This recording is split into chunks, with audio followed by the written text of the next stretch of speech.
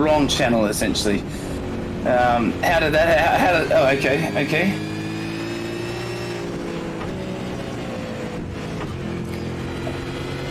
Could everybody hear us?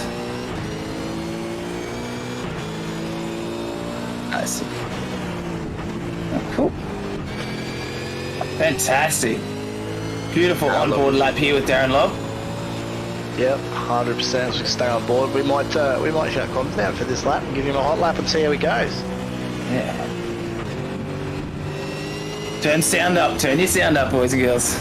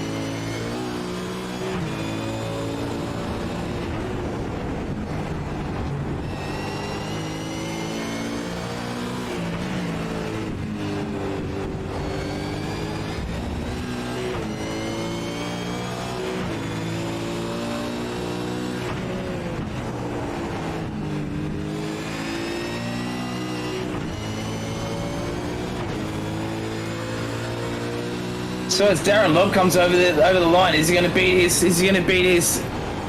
PB? Not quite.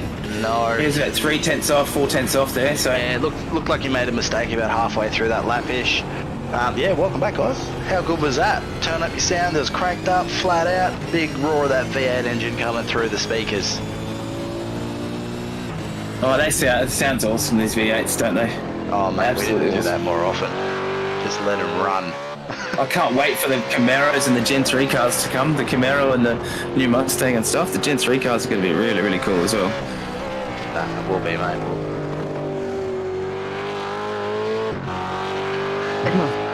Yeah, man.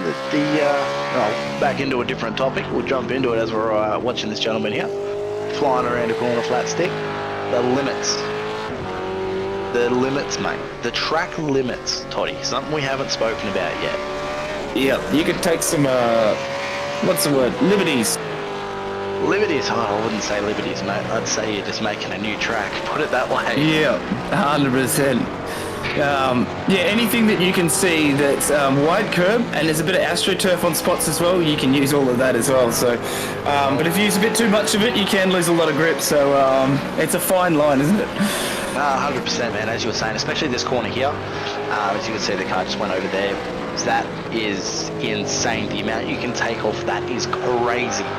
But it's almost like you have to as well, because otherwise you end up off, don't you? Yeah, if you take it at pace. It is. But then if you take too much, again, you lose that grip, you lose that little speed, and then flies you straight off into the kitty litter and across the other side of the track and into the wall.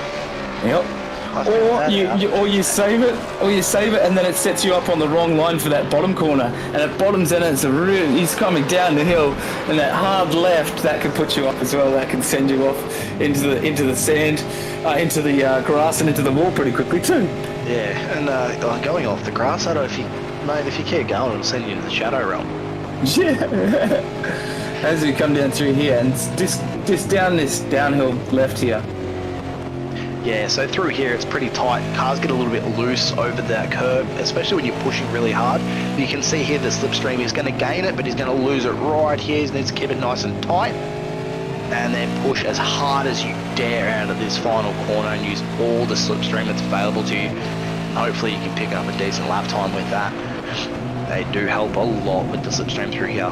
Absolutely shocking through turn 1 and turn 2 because of that understeer that you get. But yeah, everywhere else around the track, mate, you're generally okay. Yeah, and it seems Dr. Nash there is being very, very smart, sitting on the back of Darren Lobb, just trying to use as much draft as he can. We might see Dr. Nash jump up a couple of positions by the look of that. Well, yeah, you know, it's something that I do as well. If someone's faster than you, mate, Why not follow their line? What are they doing different to me? Where are they pushing that I'm not? Why aren't I that quick? 100%, but it's definitely using it to his advantage now. As we got on camera right now, Mr. David Coleman from the Fishy Motorsports boys. They've got that new Fishy livery with the oranges. See, that's kind of embossed into the orange part of it. It's really cool up close. The new range of Fishy cars. So big shout out to those guys. Yeah, it's a massive change from just seeing the the fluoro yellow all the time. I love the fact that they're throwing different colours into the mix to make it pop. Yeah, most definitely. And they've put some real shadow in this. You've seen they've put some real time and real effort into it as well. See Mr. Tannick in a new livery as well now. Oh, we do. That's a very nice livery. That's cool. Yeah, but it's not too bad. It's very, very retro. It's kind of... John Player Special, that's what it is. Yes. Yes. I'll agree with that. If you can see here, he's going to line up and try and get a slipstream. Really smart from him there. He's getting ready to go just on this lap. He's not too far behind. He'll cop a pretty big benefit with not a lot of that dirty air that he'll cop, because he's close but not too close, if that kind of makes sense there, Todd. Yeah, and Mr. Sagas has just done a PB as well with 124.46. Yeah, I reckon these guys have got about 5 to 7 laps of fuel in, you know that? Oh yeah, true. They're just still trying to get the fuel down, right? Now we'll start seeing them break the 23s, I reckon. Yeah, well, I reckon they'll pull that out just before the top 10, and then you'll see how light that back end is and how much of that the snapping you need to correct. Yeah. At that point, I don't think they call it a fishtail. I think they just call it a 360. Yeah, fishy tail. Oh, 100%, mate. That fishy tail right there is going to happen. That's a great looking car, Tyler Delaney. He's a young guy. He's a young kid. Oh no! Commentator's curse. That's all your fault. I'll call that one. Oh, I don't know. I should take responsibility for that one, I think. I agree. That was on you, mate. Yeah, well, as I said his name. It's just like, saying Candyman in the mirror too many times, isn't it? 3 times or something. No, exactly right there. But see, Bruce Hannick's still there. Look at the toe that he's got. The time he's gained. Oh yeah, he's more mid-corner speed as well. Yeah, look at it. There's massive benefit right now just to try and get as much as he can. You may see him shoot to the top here. What's it going to be? Oh, 5.7. He beat it by a 10th. Oh, what's quicker? Yeah. So he's trying as hard as he can. I still reckon they got more fuel than what they need at the moment. As we come into the last 8 minutes of this qualifying to get yourself into that top 10 shootout, lock yourself into the top 10 and go nuts when the race happens. You said guys are starting to push now with back end stepping out everywhere. Braking zones started to become really wobbly, understeering, oversteering, cooking tyres, brakes, lockups, everything you can imagine is getting thrown out the window, mate. Oh yeah, it is, most definitely. Mr. Daniel Clutterbuck on screen at the moment in the TMX car. And the Mustang just trying to get another hot lap. He looks like he's a bit lower on fuel now. As you were saying, just sketchy ass ends now in these cars because they're getting low on fuel. As you can see, he's trying to squeeze everything out of it. I'm not using as much curb on exit there as normal. Using the AstroTurf on the outside though, surely. Yeah, there it is. Yeah. It's funny, that corner specifically with that AstroTurf that's on the outside there, you can actually use all 4 tyres off, eh?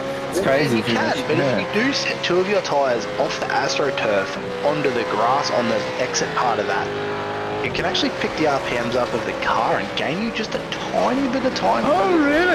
Yeah, very, very slightly. Oh, word to the wise, guys. Word to the wise. Oh, no. Right to the wall. It was your fault that time. Yeah, look, I'll take responsibility for that one. Nice. We got another fishy car. Michael Whiting on screen as well. He's in the blue highlight. Yeah, the opposite of the blue, I like it. No, he's backing out of it. Oh, he's letting Ty, he's giving Ty a bit of draft there. That's brilliant. Yeah, he's going to let Ty get ahead of him and just sit there and try and get that draft. He's going to try and gauge the speed difference, and hopefully he's going to pull up to him right when he needs it to happen. Especially through his back section. This back section is absolutely phenomenal at speed. 5th gear, you drop it to 4th. you're just on point. You're just gliding that car, hoping that the back end stays in check, hoping the front end doesn't understeer. See David Coleman pushing massively just there. Oh, he is pushing hard. What a legend. He wants that top 10, mate. He is pushing for it. Absolutely. We've got Matty Boylett in the YouTube chat as well, just asking who's in the commentary booth. So tonight it's myself, Chef Toddy, and we've got Mr. Daniel Schultz, and we've got Mr. Rob Sainted Hayter in the production box as well. That was a beautiful. Whoa! Save. Ruined his lap. Yeah, killed it. Yeah, killed it. But again, you're going to see more of this in the next 5 to 10 minutes of the top. Sorry, as soon as the top 10 starts, you're going to absolutely see more of that happening. Hopefully, we get a really, really good top 10, and these boys are only separated by tenths. As you can see, the top timing tower there, it looks like it's going to get tighter and tighter and tighter. We'll definitely see some serious drifts, I think, in the top 10 shootout. Mate, we'll start playing that Tokyo Drift music, I reckon. Yeah. Brady Sagassa with the purple sector, first sector. He has a thing, guys. Here comes the time tumbles. They're, what's happened there? Oh, the 1.9 car, MX Raps car. Yeah, both of them. What happened there? Wow. That's Sagassa then. Yeah, well, I reckon, again, Slipstream must have been too close. Yeah, there's a lot of people on track at the moment, isn't there? Yeah, there is. It'd be hard to find it out, actually, to get some clear space. I reckon the guys that are in the lane now aren't even going to bother, to be honest. I wouldn't. You just, probably pointless by that point, isn't it? Yeah, well, exactly right. You're kind of praying for your top 10 the way that you got it set. Yeah. And, you got, 2 minutes left of this pre-quali to the top 10 shootout. Just get ready, and that is presented by Racecraft Simulations. Top 10 and the quali simulation. Dylan Gray with 2 purple sectors. He's still pushing hard. He's pushing. Well, Will he get that golden time that he wants? Will he get it? He got a toe off Cowie in that one. Does he climb up the top? Oh, yes, second. He does. Whoa. He jumps to P2 overall. So he's showing those pro guys that these AM boys have got some skills when needed. Oh, boom. What a lap, mate. He's a prime candidate for next season being a pro, I'm sure. 100% he will be, mate. He's quick. He's getting consistent. He's getting better and better.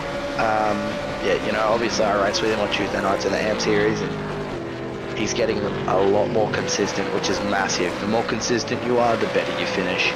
Yeah, 100%. Hey, that Mustang, just look at their setups, mate. The way that the front end just drops down when they put all the brake pressure on it. And they pray it doesn't lock up. And they just pray.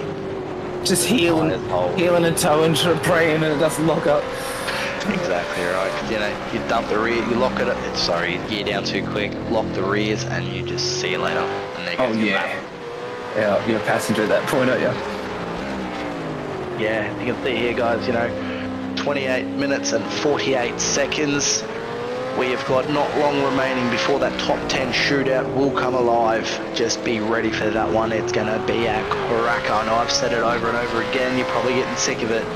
But me and Toddy in the booth, mate, it is going to be a ripper race, especially if we can drag the guys down. That's going to be fun. Definitely. Man, it's going to be awesome to see how they actually picked it, especially if someone covers a bit of a cropper. Yeah, well, that's exactly right. We'll basically, if they come off the track, we'll ask them what happened? Yeah. When did you know you were a passenger?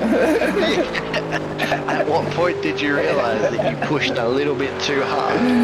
Yeah. The point you were in the fence or the point where you just spun? Yeah. Or was that the first point that you broke too hard? As we cut here real quick, sorry. So Michael Whiting here, he's done 3 green sectors. As he's coming up to the line, is he going to make it comfortably into the top 10 is the big question on everyone's mind. Can he improve? Can he improve? Is he wait for the timing? Yes, oh, has he? No. No, he hasn't.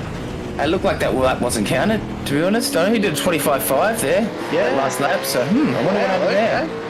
Darren Lobb, here we go, Lobb with the purple sector. Here we go. Come on. Please get the prediction right. I'm hoping they jump into the 23s, mate. I'm really hoping. Dunlop just seems like he's on another level tonight. Yeah, he does. Hey, he looks really comfortable around here, doesn't he? Yeah, it doesn't look like he's working too hard at the wheel. Nice and consistent and smooth. Just keeping that car exactly where he wants it. Stay super close to that wall. Whoa, 124.22.4. Wow, there you go. As we were saying, the fuel's getting lower, and that'll see him out of this quali and locked into the top 10. Absolutely nailed it on the checkered flag. What a legend. Yeah, as I said, get ready for this top 10. It's going to be all over the joint. Don't forget, it's also presented by Racecraft Simulations. Just final car on track here, Mr. Chris Miller. Pushing, oh, no, he's bailed out of that one. He's got no fuel. He's done. Just spluttered over the line. Mate, he was on for a cracker if he had got that one sorted. Oh, most definitely. On that level of fuel as well, he would have maybe picked it into the podium position spot. We still have the shootout to come, as you were saying, so that's going to be awesome. Looking forward to that one, mate. Oh, mate, this is going to be bananas. All the bananas, there's going to be apples and pears involved, I'm telling you. Yeah, I think so. I'm telling you. Yeah. Oh, mate, this is going to be crazy. Don't understand how they used. Oh, fantastic. So we'll just head into a little bit of an intermission while we change servers into our top 10. So we shall see you soon, guys. Much love. Keep safe. See you soon.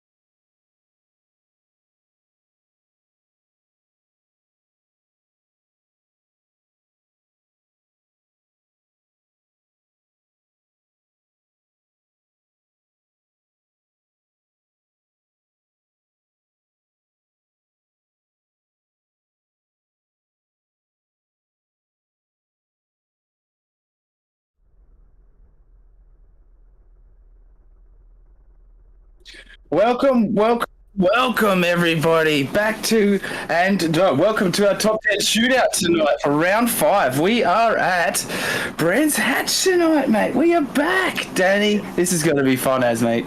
Oh, mate, big shout out to Racecraft Simulations for bringing this top 10 shootout to us. You can see here David Coleman sitting there getting ready to go. The Fishy Boys, he just scraped through. Just looking at the timing screen, he just made it as we get ready to go out. Just ticking down for the last minute or so. Jake Jackson in the 1.9 MX Raps Racing livery, just looking pretty flash in that car there, mate. Looks pretty good. Quite happy with that. It looks very good, hey. It's very striking on track, so it's definitely hard to miss, isn't it, in the pack? Yeah, it's a bit different. Here we go, Jake Jackson. Coming out for his warm-up lap. Yeah.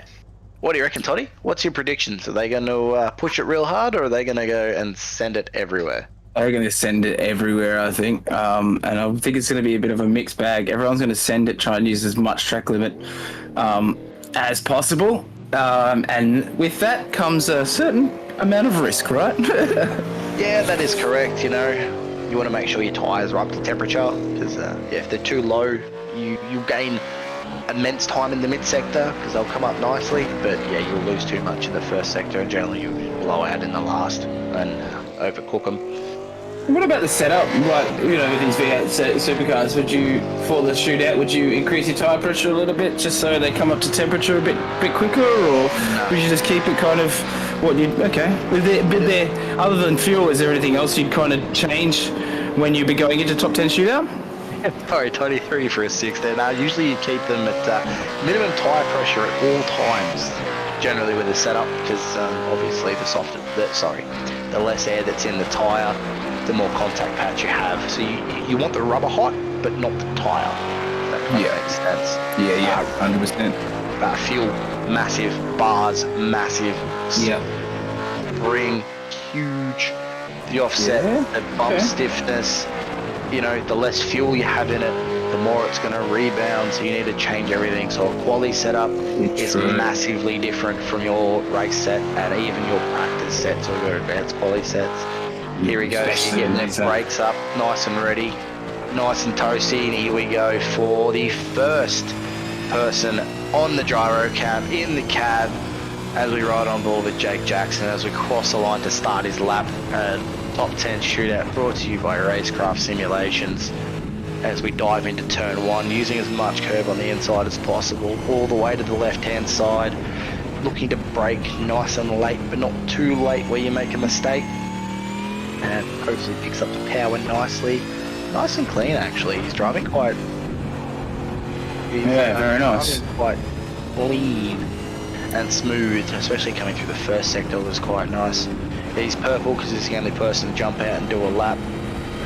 So far, as we come down to the back section, this is actually my favourite part of the track, as Toddy was saying before, it's too. So much fun through here. You definitely have to be on the absolute limit through here. It's more of a let off and a downshift, isn't it, rather than a hard brake whatsoever. Because if you lock it here, mate, you're heading into some trees. No, exactly right. You know, you head into some trees real quick, and you know, over this blind crest again. Oh, a bit of understeer there. That was just off the apex. That'll kill his lap. But you know what? He'll push. Try and make that up right at the end. Hopefully he can send it harder than everyone else into this final corner and pick up some time. Yeah, because the rest of his lap was really quite smooth, wasn't it? So yeah, it was quite nice. It was really, really nice. Oh, so it's a 126, was it? It's a 125.14, guys. Whew. Welcome, Mr. Jackson. How have you done? How was your lap, and what's your reckon for the race? Oh man, I was just trying my best not to get off track the whole time. I was just cruising. Because I feel like if you push too much, you will get off track. As long as I didn't get off track, and then track's very hot, so it's easily to go off tonight. Yeah, nice man, nice. What did you change the setup roughly at all between? No. No, I just left it. Left it. I don't want to change anything before I go out. Risking it for the biscuit, mate. Yeah, sure thing. Yeah, it seemed like at the end of practice there as well. It seemed like you guys were getting a bit happy in the rear end of those cars on light fuel. So it should be very interesting in a race towards the pointy end, right? Yeah, we'll be holding on the D-line. It's freaking hot. Tires go off straight away. Not an issue. We'll let you enjoy it as we jump on board here with David Coleman. Have a great one. Good luck, mate. What's up, mate?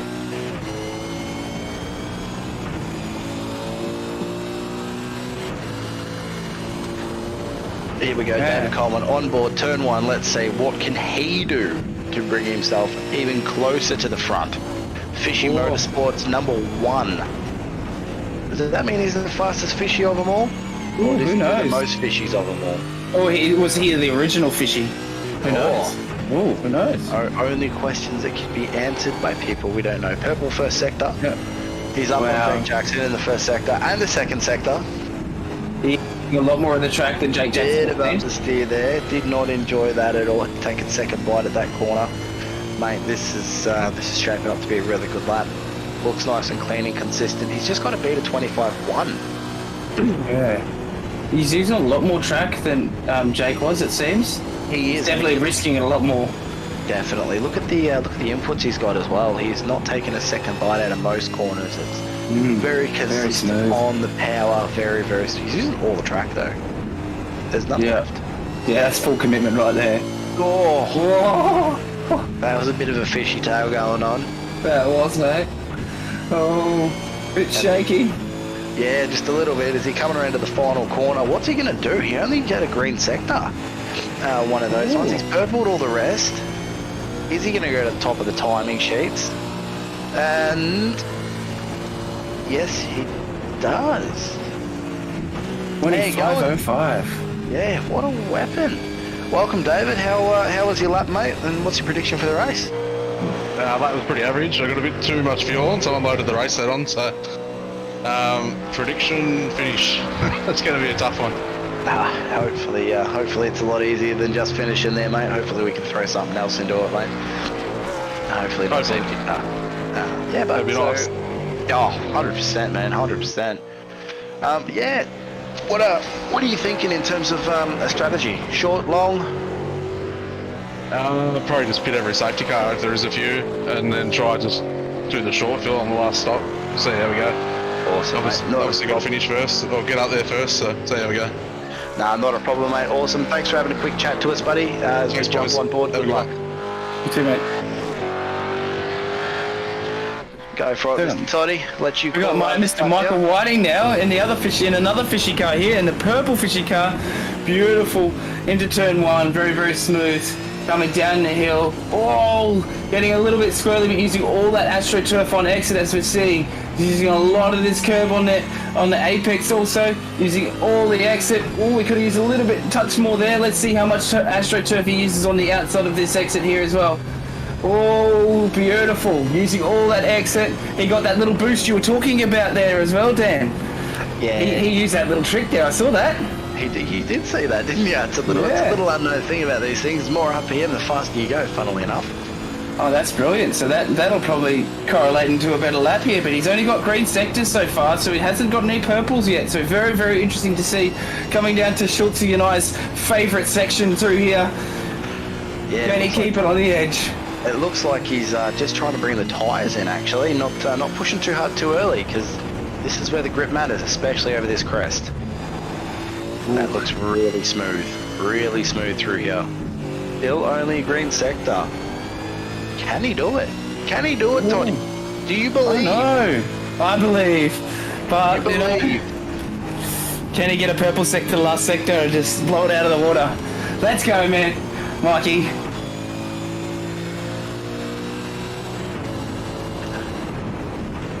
Oof. Mr. Whiting, mate. Not a bad lap there, buddy. Not a bad lap. With a 125.3 there, mate. What's your strat for the race? No comms on Mr. Whiting, unfortunately. I've got the sounds of it. Hear me? Hello? Oh, there he is. Yeah, there we go. Very good, mate. Very, very good. How'd you find that out today? Very hot track? Pretty challenging? Yeah, it was a bit hotter than we were practicing on, and I did a setup change, which is probably a bit of a mistake. But we should be alright for race pace, I think, so just have to see how we go. Oh, fantastic. Well, good luck there, mate. Hopefully we can push you through to the end and, yeah, have fun. Cheers, boys. No worries. Good luck, bro. We And we go. right on. As we right on board here with Cameron Jones. Mate, this top 10 shootout's turning everyone topsy-turvy. It is, hey. I thought we were going to see some really crazy times. Yeah. But everyone's just kind of Yeah. just taking it safe, right? Yeah, well, that's it, mate. I reckon they learned from the boys on Tuesday not to hang it out. Whoa. Bit of an understeer there from Mr. Jones. Just clenching round turn 2. Yeah, it's only a green sector too. Oh. Yep, he's like Using leaving all that anything on track. the table. Nothing on the table. There's nothing for this bloke. He is balls to the wall. Absolutely flat. Yeah, just pushing. That's it, mate. You know when you put your throttle all the way down to the floor, and you're like, Yeah. it's flatter. As you see a purple sector. You're Oh, like, here we go. It's all the way down there. I reckon Mr. Jones here's gone through the floor, I think so. I think and so. those tyres will be screaming. Oh, absolutely.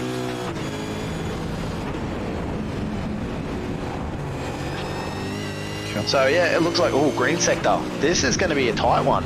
Again, the track's a bit hotter, so we may not see those 123s that I was predicting. Yeah. It's going to be an interesting Very, one. very sketch. Purple sector. Can he do it? Cameron Jones, as he's coming through to the line, can he hold on?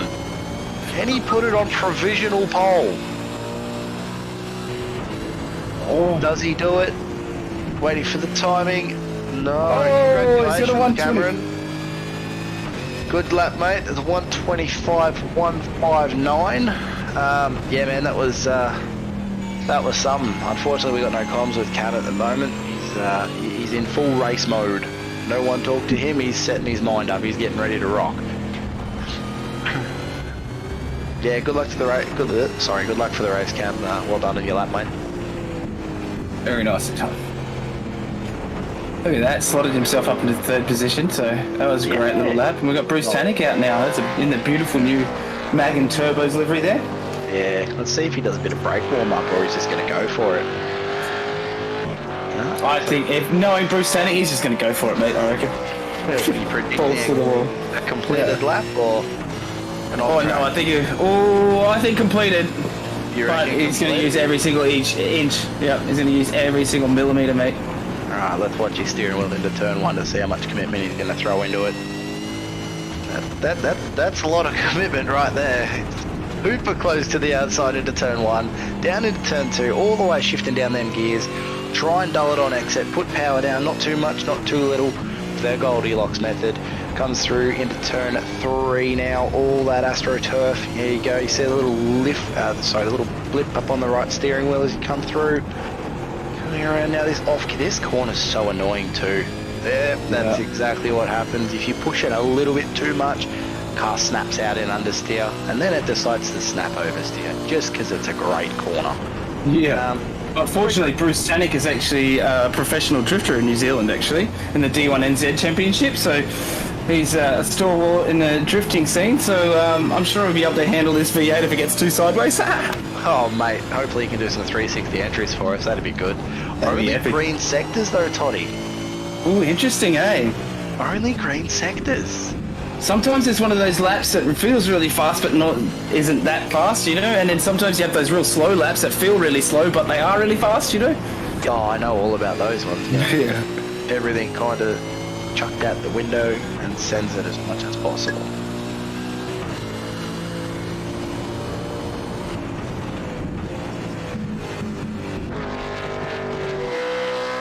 Yep. Well, congratulations, Mr. Tannick. Good lap, mate. Unfortunately, it was only provisional P4 at the moment, buddy, with a 25.2. Was there a mistake on that lap, or Oh, no, it's not not. some of your drifting skills? I saw everyone else was quite... so I just took a little bit easy, thinking that it was actually quite slippery, but late halfway through the lap to go, oh, okay, it's not too bad, but that's all right. It's Nah, very, exactly. very risky to throw everything at it. we're around here and you get a little off track, but hey, I'm second to last anyway, so maybe I should have thrown it. Nah, it's all good, mate. Nah, look, big congratulations, mate. You're up there. Yeah, good luck for the race, mate. Thanks, Have a good boys. night. Good luck, bro. Jump There we back go. on. Jump on. Matty Stewart. Yeah, Mr. Stewart. Send it. Watch him send it, Toddy. Just watch him. Mate. Let's go. Oh, he's smooth. Oh, he's a bit of hesitation in turn one though. Oh, was that just him just having a bit of a hiccup at the start there? Bit of butterflies. He might be looking at testing the waters into turn one. You know, because as Bruce Tannick just said, it looks slippery, but it might not be as slippery as we think it is. Oh, The track's interesting. starting to rubber in and get nice and quick. Yeah, well, it's pretty hot, so I'm sure there's a lot of rubber coming off pretty quickly. Oh, 100%, mate. 2 green sectors so far. 3 green sectors. Ooh, Can Matty Stewart pull it off in this lovely sector? Through here, all these corners are 2 double right-handers, the other right-hander, all the way out wide, comes in. He's looking for no muck, just a guess to turn in and hope it works. That was really smooth. Purple sector, really good. Here he comes, mate. Here he comes. He saved his tyres all the way to the end by the looks of this. Dude, Right on the curb. He's feeding it everything he's got. Foot is through the asphalt right now. It's through the asphalt, through the final corner. Absolutely flat stick. What's it gonna be? He did a green. Oh. It's a 1. Oh, first, and he breaks the 25 mark. Yes, come on. Oh, congrats, mate. That was a wicked lap. Provisional pole, man. Good work. Yeah, pretty happy with that, boys, for sure. Was there any left on the table? Nah, I don't think there's anything left to give there for sure, but no, I'm happy with that, mate. Nah, that's a good one, mate. Yeah, look, bud, it looks pretty interesting there tonight. Hopefully we can see you up here again at the end of the night. Starting on provisional pole. Just like to say congratulations and yeah, mate, good luck for tonight. Yeah, give it some jandle, cuzzy. Awesome. Cheers, boys. Have a good call. Cheers. See you later. Bit of jandle. Yeah, give it a bit of jandle, mate. Bit of jandle. Let's see if Bit of Chris jandle, Miller can cousin. take that jandle and make it part. Yeah. Here we go. And we have to be right on board with Mr. Miller here. In that 666. Ooh. Interesting number. He's close to death by the looks of that 666, mate. Let me tell you. Yeah. He is definitely committing as much as possible. So you see, it's only a green sector though. He might be saving tyres for the end. True. You know, if For the favourite section, yeah, sector, yeah, right. yeah. True. Well, the thing is though, with this car, right? As soon as they get hot, as I was saying before, where do you cool the tyres? Yeah. You get this straight, which will bring them down, and then what do you get? Heavy braking zone. Very Yeah. sketchy, right-hander. It's almost turns into a triple right-hander. Yeah. You're on the brakes again, you're downshifting again, you're on the power again. There's no relax. You're working a whole lap with your brain and your hand and your hand-eye coordination as one entity. Yeah. You're at one with your SimRig. Or we're trying to ride all the curbs and use every single inch of the track. Literally, mate. I reckon these boys are going to ask him to put an extra lane on the outside so they can go faster. All green sectors so far.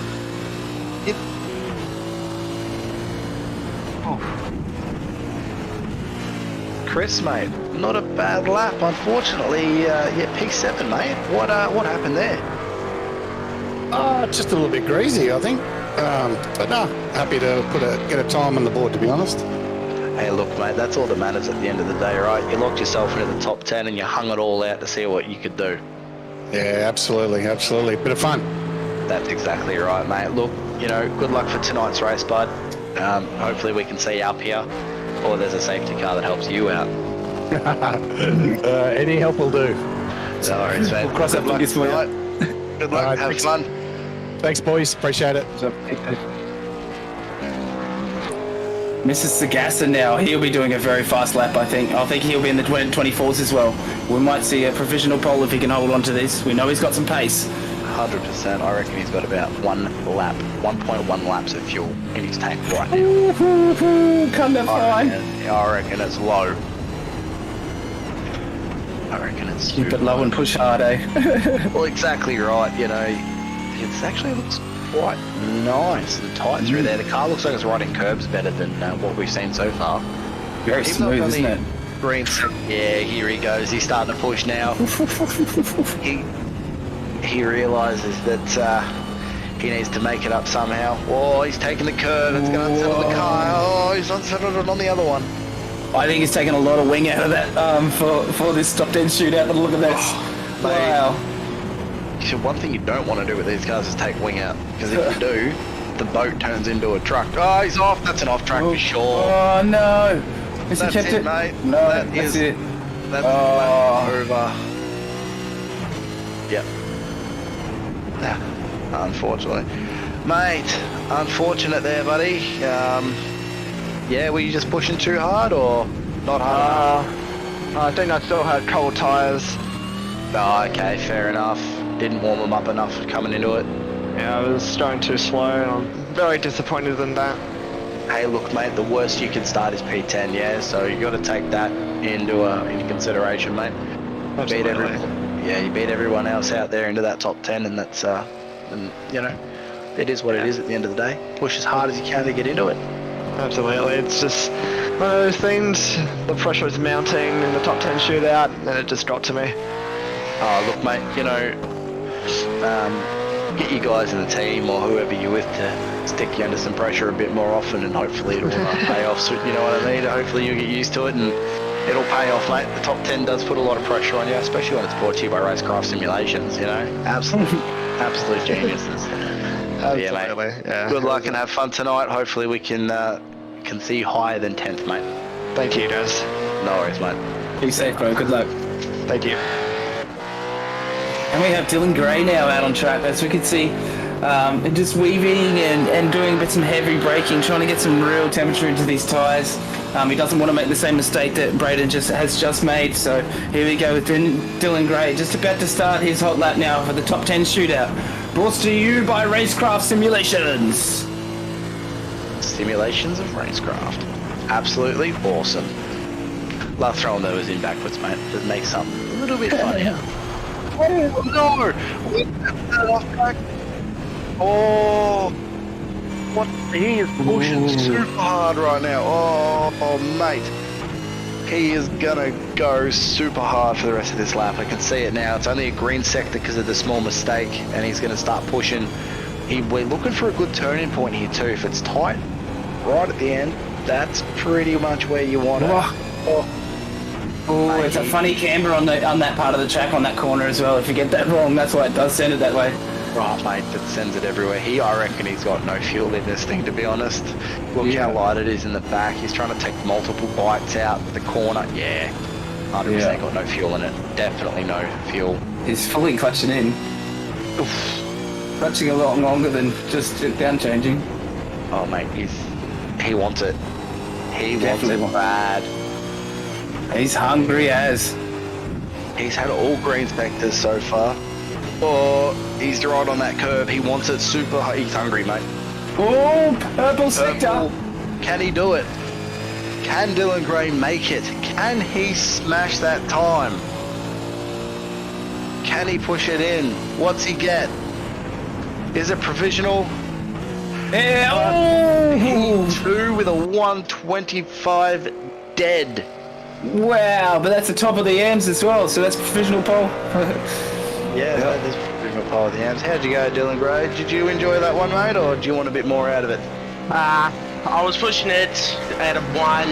As soon as it burst it sideways a bit, getting in the gravel trap a bit, I've lost the 10th there. So it was literally recovering for it. From then onwards. Yeah, push it on for the onwards, and that, I think I go a bit sideways second last corner. Otherwise, it was a good lap, which I'm happy about. Nah, that's it, mate. You know, you're looking after yourself. That's a good thing. You're getting up there, so hopefully you can get amongst it. And look, mate, you get a good launch. You never know what happens into turn 1. Hopefully not into wheel spin like Tuesday night. Nah, that's it, mate. Nah, look, good luck, mate. Have fun. Hopefully we'll see you up here later. Hopefully you will. Righto, mate. Good luck, Have a mate. good one, bud. And as we come back on board with Darren Lobb, in our qualifying, he actually qualified first, actually, so this will be Oh, interesting to no, see if he's he can- off. Oh, he's off. Has he kept it? Did he save it? No off There's track, no off off track. But, oh, mate, he's got no temperature. He's got no temp in those rears. He's going to push it yeah. As I said, mate, he's going to, I reckon his tyres will be up to temperature about halfway through the lap. And that's if he doesn't overdo it. Because, yeah, the more you push, the higher the temps get. The more you push, because you slide, you keep building that up. Oh. So, 2 green sectors and a purple sector. And he's off the track. He's trying everything. That's an off track, mate. That's it, unfortunately. His lap's over. Oh no, that's crushing. His lap is over. Oh no. So we had our 1-2 in qualifying, finished 9 and 10. Wowee. Yeah, who would have thought? Wowee. Who would have thought? That's, as I said, mate, told you the top 10 shootout something to look forward to. Yeah. Yeah, look.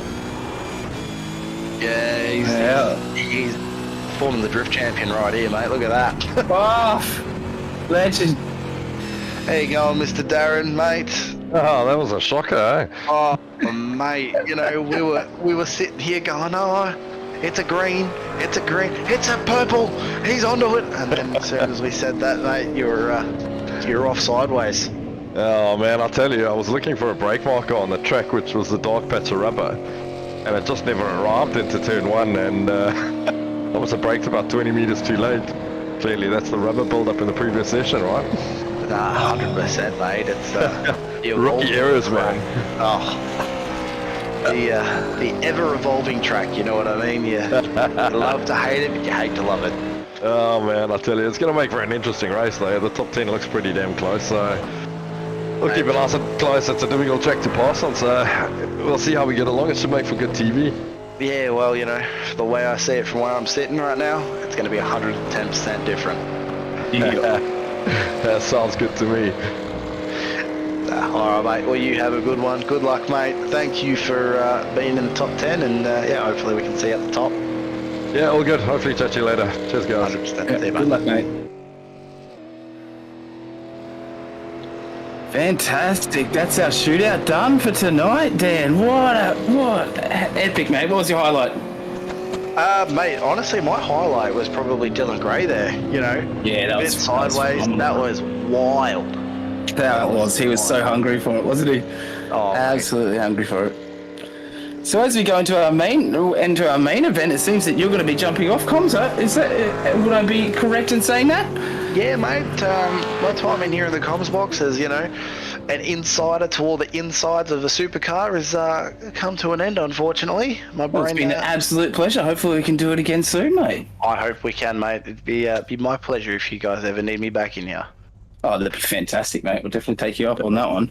Oh, awesome. It's been a That pleasure, sounds mate. good. It's good to get your insight with the V8s as well, and you know a lot of these guys as well. So it's great to kind of get the inside line, a bit of experience in the V8. So great to see, and thank you very much for being here, mate. Nah, that's all right, mate. Just want to shout out, obviously, SRW TV and, you know, Racecraft Simulations for putting together the practice and the top 10 shootout. And thank you to the round sponsor of Dragon RC for this round. And I will see you guys when I see you guys next time. Legendary, mate. See you later. Keep safe. Fantastic, Mr. Robbie. Yeah, mate. What a shootout! It And is. we've got Mr. Greg Barber, I believe, in the comms box with me next for the main event. No, So, incorrect. Who's that? Am I We incorrect have there? Am I? Mr. Peter Baxter joining us for the race. Peter mate. Baxter. Wow, wait, that's going cool. to be interesting. Pete Baxter coming in the box. So stay tuned, Yeah. ladies and gentlemen, as we throw to an intermission now. When we come back, Chef Toddy and Mr. Peter Baxter will be on the microphone for the comms. So Much stick love, around. legends. Keep safe. See you soon. Clear.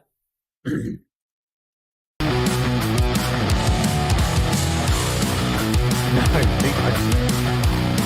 Pete Baxter didn't. He's got it pretty much as a last minute. It's like, yeah, it's like, oh shit, it's only been coming until 17. He's like, yeah. And speaking of the devil, there he is right there. Pete Baxter, what are you saying?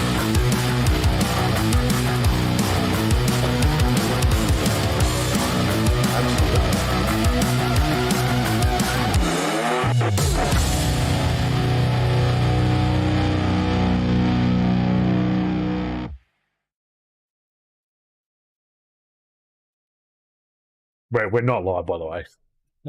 We're not live, by the way. No, we're in an intermission, man. Oh.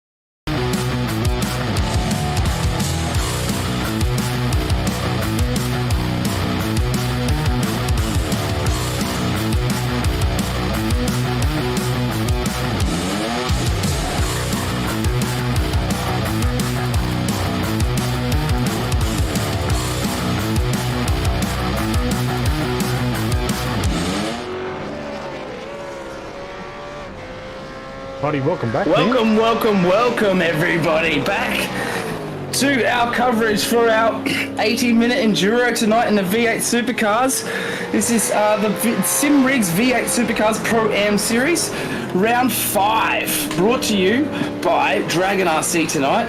We've just finished our top 10 shootout. That was an absolute cracker.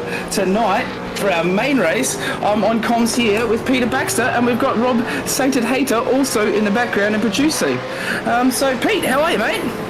Hey Toddy, I'm really well, man. Thank you for the invitation to come and join you for tonight. It's pretty unusual for me to free on a Sunday night, so to jump in here with SAW is just awesome. Oh, it's fantastic to have you, mate, and your new mic is sounding absolutely lush, mate, so it's great to have you on comms with me tonight, and especially around a track like tonight. What's your highlights? What are you looking forward to? The Brands Hatch is a lovely little track. I think it's a tight one. There's not a lot of overtaking at Brand Hatch. Really, you've got a chance into Druids coming off turn 1, and you've got a chance coming out of Stirling into Clark before you get back onto the main straight. So most of the track is pretty much line of steer, and I think what we'll find is we might find today that the real aggressive drivers might have to push for position. They might find it a little bit hard and get a little bit of race control attention if they hit that vortex of danger, which is the latest thing coming out in iRacing. Yes, it's going to be very sketchy towards when these guys get light on fuel as well. We've got a track temperature of 37 degrees. Wow, that is hot.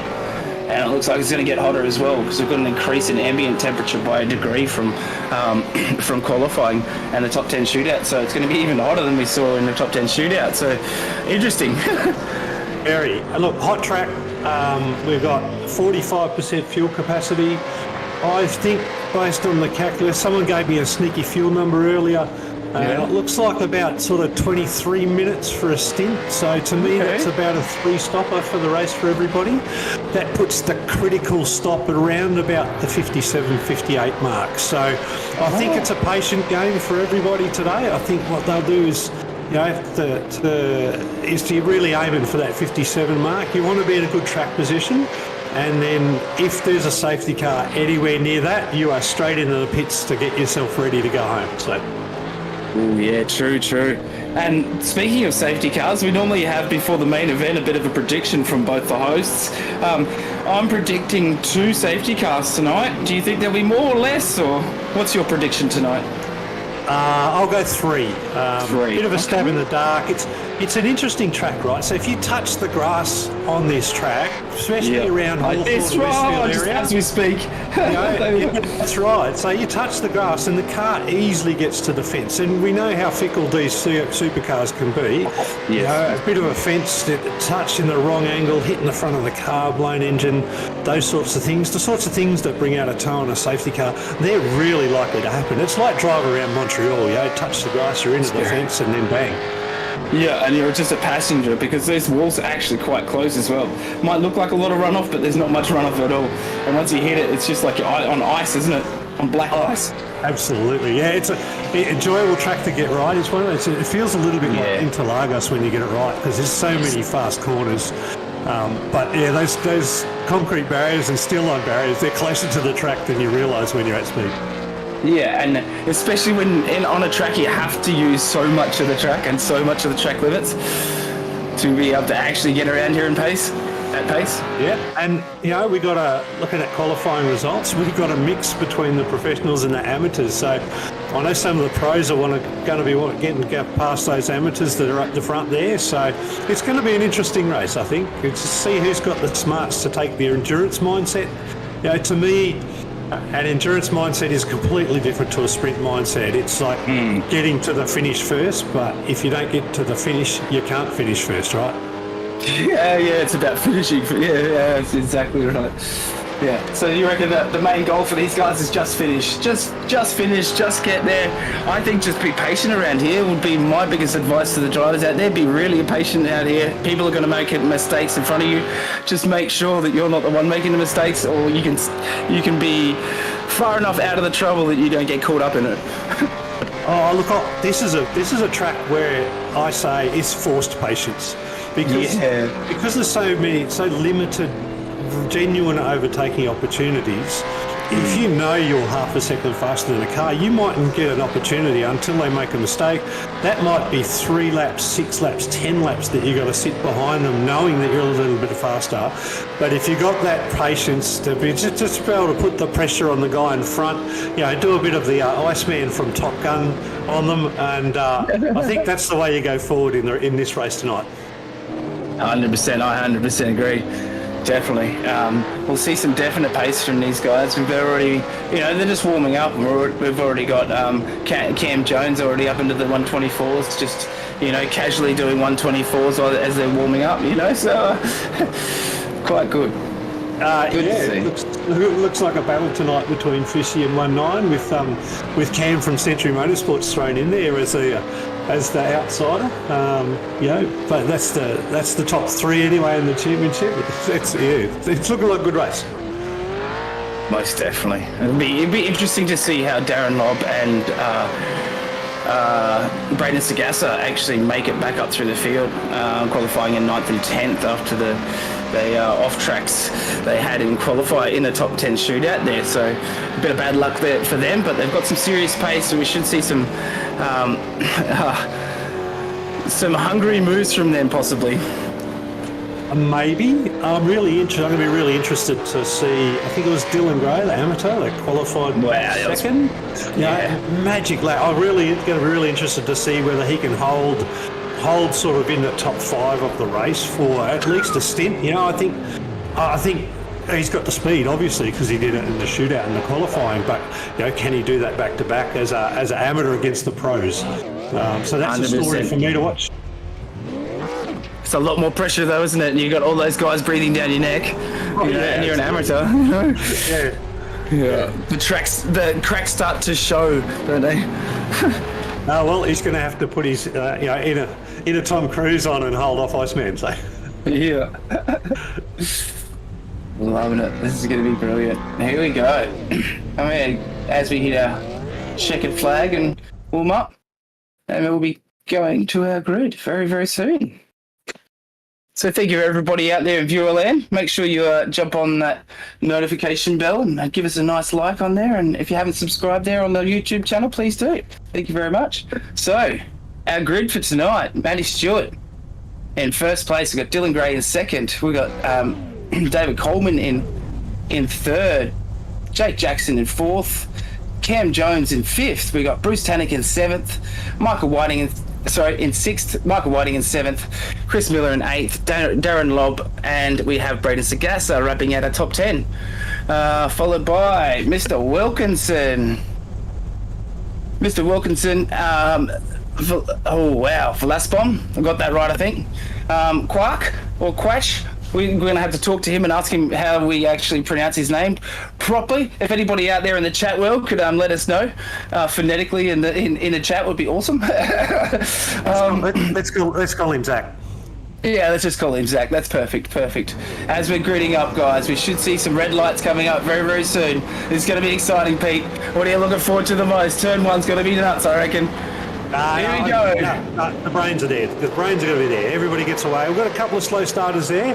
Hopefully they'll all get away. But no, nice clean turn one. And let's get this race on the way. Like I said, this is a long race. It's not a sprint race. It's a long race. Just settle in and make sure that people get to the end. There's already a call there for race control. So we'll see. Braden Sagassa's had an off track from Braden Sagassa at the back there. He got a bit of a poor start there, a bit of a slow start, and then he got caught up in something there. So that must be why we're getting that safety car called. Already one safety car. You might be right here, Pete, on this 3 safety cars. That's one. We've got 2 to go.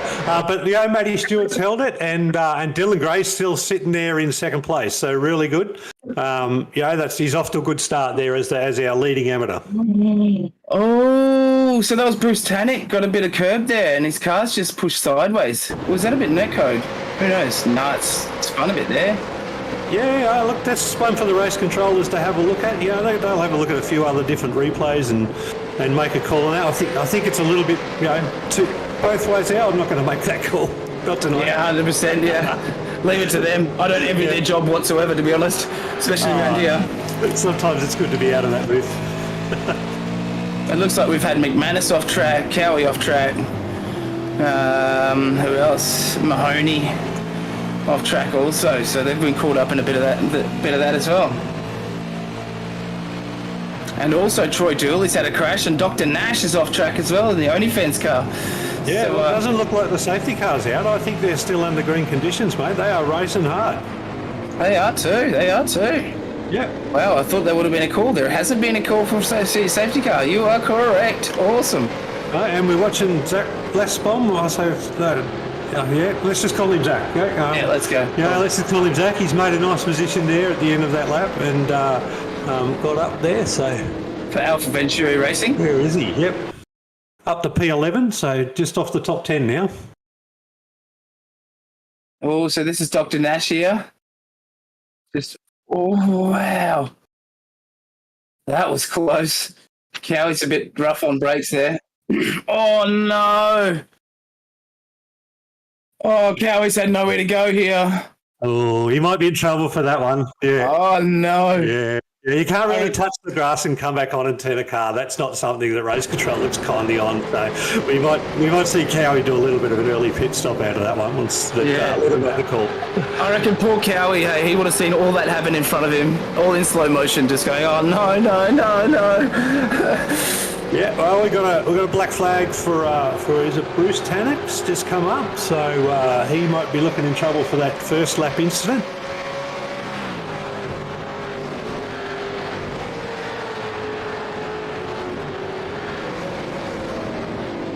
So yes, it was Dylan Gray's dropped down 2 spots down to P4, so he's having a hard time keeping his pro boys off, like you were talking about, Pete. Yeah, look, like I said, I think he's an interesting story to watch tonight. I think he's obviously qualified well and truly above some of the pro guys, and that's partly because their top 10 shootout lap wasn't the best, but Dylan had a cracker, so fair go to him. He's up there and he's fighting where he should be. But can he hold these guys off? If he stays in the top 10 for this whole first stint, I think he's doing a cracker of a job. Oh, that's Doddsy getting all sideways. Oh, we got Michael Whiting off track, one of the fishy boys. Oh no, out of the pro class. One of those fishy boys is all the way down, falling down the end. So he's fallen down to 14th, 7 positions from his starting position. So not a great start from him, but we know it's a very long race, so got plenty of time to make his positions back. And he loves a good battle, Michael Whiting. Well, I know that, and the fishy boys all know how to fuel save well. So I think Mike can readjust his strategy and make his way home. He'll still find a good position, I'm sure of it. Yeah, and we got Mr. Dr. Nash. He's 22nd overall at the moment, but 11th in the AM class after that early incident. So Sagasa is in pit lane after that early incident, so he might have sustained a bit of damage from that. So he's in there getting that fixed. But we should see Bruce Tannock coming in for his drive-through soon as well. Yeah, he hasn't done his... Yeah, Bruce hasn't served his drive-through yet. He has to serve that within 3 laps or he'll get disqualified, as we all know with iRacing. So that's got to come up in probably at the end of this lap, I suspect. Where is he in the pack? Where is Bruce? Oh, he's sitting at 7th at the moment, so he's only 1 spot down, but he probably drop out of the top 10 then probably. Oh, he'll drop down to the back, but I guess if he does a few laps trying to let the field spread, then the drive-through is not quite as painful. But if he does it on that last lap, that he has to. But the flag's there; he's got no choice.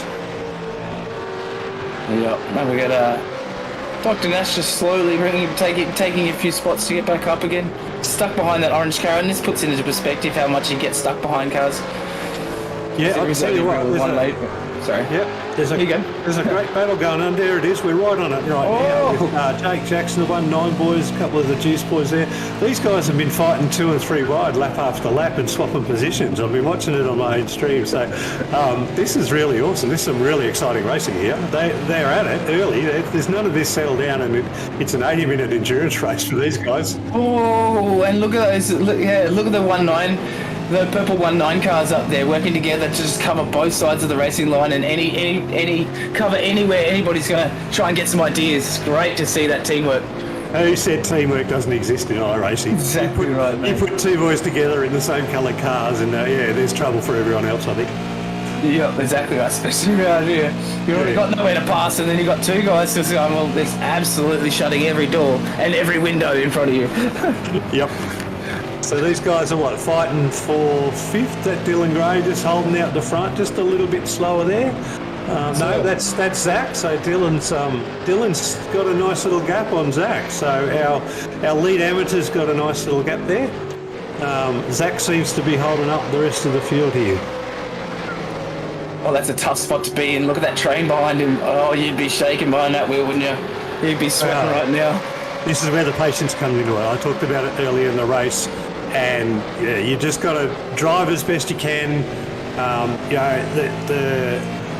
Zach's not necessarily racing the two guys behind him, but he is racing Jake Jackson in 116. So he can't really just let cars go because he's got amateurs right with him in there.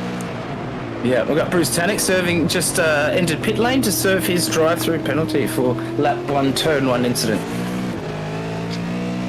Yep, yeah, Daniel Nash has given a black flag. That was for contact on lap 1 as well. So 2 incidents there reported on lap 1. I think, is it Danny Nash? Dave Nash? Dave Nash? Yep, no, Dave looks like he's serving that now anyway, so serving that straight away. Brilliant work from everybody. Just cocked it on the chin, get on with it. Hey, sometimes you just got to... Yeah. Darren Lobb up 5 positions, up into 4th place. He's having a brilliant run here. Oh, mate, he's profited. That's what you're talking about, Pete. This patience, mate. He's got an old head on him. He's really quick. So, yeah, absolutely. Maturity is showing now, isn't it? And that's what has to show. It's a long race. It's not a sprint race. So, you can blow the tyres out real quick on a sprint race, and 22, 23 minutes is not really a long time in a supercar, but it's still enough time to impact the tyres on these things, particularly around this track, and the front lifts will cop most of the brunt of it. So, they've got to manage that. As we see, there's already a bit of quite a bit of rubber building up on this track already, with that wonderful shot from Mr. the Hayter Sainted Rob. The super producer. Good on you, Rob. The super producer, yep. Yep. No. Flattery will get us everywhere, won't it? Well, it's got to get us somewhere. Yeah, exactly right. We've got Mr. Cowie on board on Cowie's car here for performance sim racing car there. He's got the highlight colour of purple on there to match the Toyo Sim. Very nice looking car, and he's doing well. He's up 2 spots, so great sort of patience from him as well. But as we see, don't say it too loudly. He just had a bit of a wiggle, so hopefully we don't curse him as well. So have a great race, please, Cowie. Whoa! That dreaded commentator's curse. But look, Cowie's exercising patience now. Is Cowie a man that normally exercises patience? Look, he loves a good full send, doesn't he? Look, I've seen Cowie have some of the awesome, some really awesome sends in his races, but tonight, just exercising that, sitting in 16th, fighting for 15th, but as we saw there, a little bit of patience, a bit of a lift, a little bit of an early break, and stay away from the car in front. He makes it another lap around with everybody else. Oh yeah, we still got Doddsy trying to make moves on Jake Jackson, and Wilkinson's car there as well. Oh! Coleman just getting fully sideways. Dave Coleman is into it. He's putting that fishy car to the test, right on the limit. He's touching the white lines, he's touching the apexes, but he's fighting hard. I think Cam Jones and Matty Stewart, they're holding him off. Dave's not really pushing up the back of him there. I think he's doing more defending. He's telling him to go. He's giving him the old drive around almost. He knows Lob's got some serious pace, so he's on the hunt. I wouldn't want Lob behind me, to be honest. I wouldn't want to be behind Lob at this point of the race. Use his draft, try and keep up with him. He'll take you like a monorail to the top pack. So good on you, man. Oh yeah, if you got someone super fast and you can hang on to the back of them, like I said, these fishy boys know how to fuel save. And I haven't driven or even watched a race with a fishy driver in it that can't fuel save. The guys are magic at it, and if Dave's just slotting in there behind Lobby and gets an extra few laps out of it just by fuel saving, then he is really driving with his head up there in the 4th position now. Oh, fantastic, eh? Yeah, the fishy boys are definitely masters of the old clutching, aren't they? Yeah. Oh, getting a bit close there. We're just taking different lines on the exit of that. Cowie just trying to find a hole, just trying to get the run down the back straight so he can beat him into turn 1. He's not going to be able to get this, but it looks like he's trying to show his nose. So he's looking to try and maybe make the move this lap or maybe next. Bit of a switch back in. Oh, he's beautiful move. Under the late break. Yeah, no, he just got it. Yeah, looks, he might have let him go. If, it was an early break there from the GUI, wasn't it? It was. Oh, the 1-9 boys will be at each other in their Discord. Oh, yeah. Yeah. Wow. A little bit of place. Is there much bump drafting you can do in these cars if your teammates, or not really? They just brake too easy? I think you end up with too much damage on the front and the rear spoilers, and that will then end up costing you time in the straights. So, unlike the NASCARs where the draft is everything, bump draft here, you upset the front spoiler and you lose a bit of understeer, particularly on some of these sharper turns, then you lose lap time. It's just not worth it. Yeah, fair enough. Cool.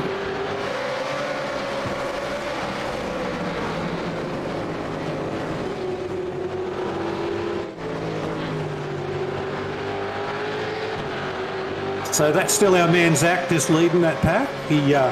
He's just a touch slower than Dylan Gray in front of him, and Dylan and the lead 5 cars are getting away from him. There's a bit of a gap there, about 13 seconds at the moment, 8.8 seconds between him and Dylan. So I think the guys behind him are going to start to really, their patience is going to be tested now. If Zach keeps holding them up, they're going to be looking for either an undercut, an early pit stop. We know if it goes like this without safety cars, we know it's going to have to be 3 stops, and there's a big open window for 3 stops. So we might see some earlier pit stops than the sort of 22, 23 minute mark.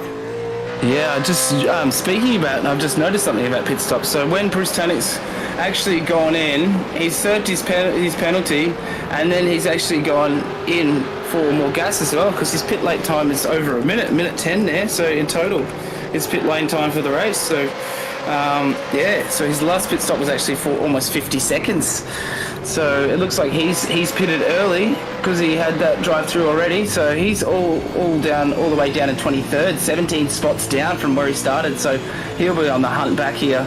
But you'll see him trying to make some moves towards the pointy end of this race. He's got to be playing a safety car gamble on that strategy. Yeah, he's got to be. Yeah, definitely. Yep. 100%. 100%. I think he's got his fingers crossed and his toes crossed in that car right now. Oh, absolutely. But have a look at this battle here. Who's car number 4? Have a look at this battle here. We've Matty Stewart up the front. We've got Cam Jones right behind him. So 1, 2, 3, 4, 5. This is the lead pack here, fighting hard. These guys are actually at it. I think Matty Stewart's... Is that a lap car in P5? Okay, we got... Yeah, but so the top 4 there. Yep, the top 4, Dave Coleman. He might have let Lobby go past. He's still sitting there, just like a mouse sitting there ready, or like a cat ready to jump, ready to pounce if he sees a mistake. But Cam Jones is putting that pressure on Matty Stewart. I wouldn't want to be Matty Stewart right now. I think your eyes would be darting from the mirror to the windscreen, to the mirror to the track, to the mirror to the track. It'd just be like pretty high pressure stuff now for Matt. It would be, start getting the sweats and a bit shaky on. Oh, Bruce Tannick off track in the background. Oh no, that's thrown his race away, I believe. He's already a lap down, it seems. So, that is very disappointing. That fresh new livery is not looking too good once it's hit that wall. So, it looks like it's ripped his wing off there and in the background there as well. So, bad luck for Bruce Tannick tonight. Oh. Well, hopefully it's not over for him. It's an 80-minute race. He might be able to get in the pits, get a bit of repair, and there's some heavy defence going on here now with Matty. It's it's driving through both screens of the car. Awesome work by Cam Jones. Maybe a minor a little touch there, but not enough to unset Matty. So really good fair driving. Yeah, and he's got some serious intestinal fortitude, old Matty Stewart at the moment. Whoa, that's mine. Yeah, there's a little bit of Morse code now. Yep. Ooh, has he unsettled that Mustang a little bit? Oh, they are so close. So much pressure right now, just breathing down his neck. Oh no, that's fabulous work. And it's awesome racing to watch, isn't it? And you know what? Let's not rule out Lobby. He's just sitting there watching this all, and he's going to be the man that will, if any contact between Matty and Cam goes wrong, then Lobby just goes straight to the front. So kudos. The driving's awesome, and the ability just to control the brakes and the cornering there and stay so close.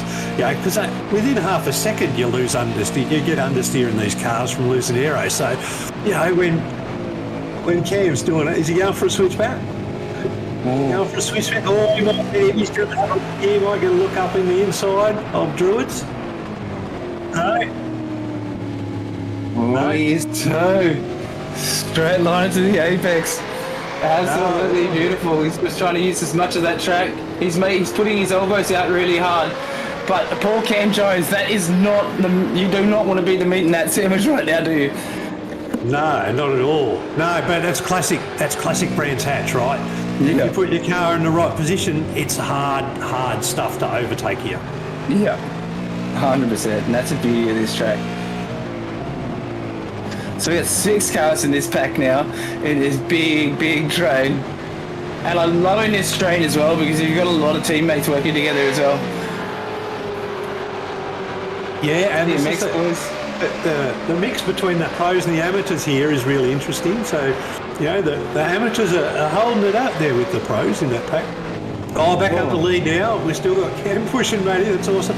Now, here's a real question. We're 18 and a half minutes into the race, so we're about 4 or 5 minutes from the pit stop. So it's a 45% fuel. Does Cam Jones decide to go? I know he's got to look in here. He has a massive run here. Yeah. Oh, he's got brakes. Oh, beautiful move, Cam Jones. Oh, there's a bit of contact there. No, there was contact there. Lobby's. Oh, there's a bit of contact there. I think Matty Stewart trying to get out of the way, and Darren Lobb was just, was full on brakes already. So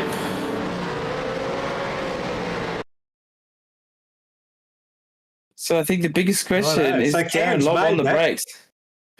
Oh wow! Okay, Cam's made it. It doesn't look like Matty Stewart's seen Lobb. No, either that or Matty Stewart thought the hole was still there for him to drop in. Yeah, true. Leave that one up to race control. Don't envy your guys' position tonight. Wowee. There's times when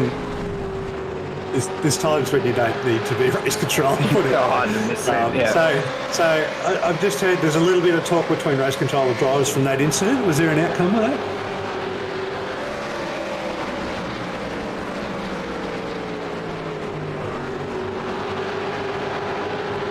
Alrighty. So that'll put Dave Coleman up into P2, and that'll put Matty Stewart into P3, and Darren into P4. And here we go again, boys. Right? So, the Super Saver. Dave Coleman now sitting in P2. Matty Stewart, who's been defending, can get on the aggressive now and see where the.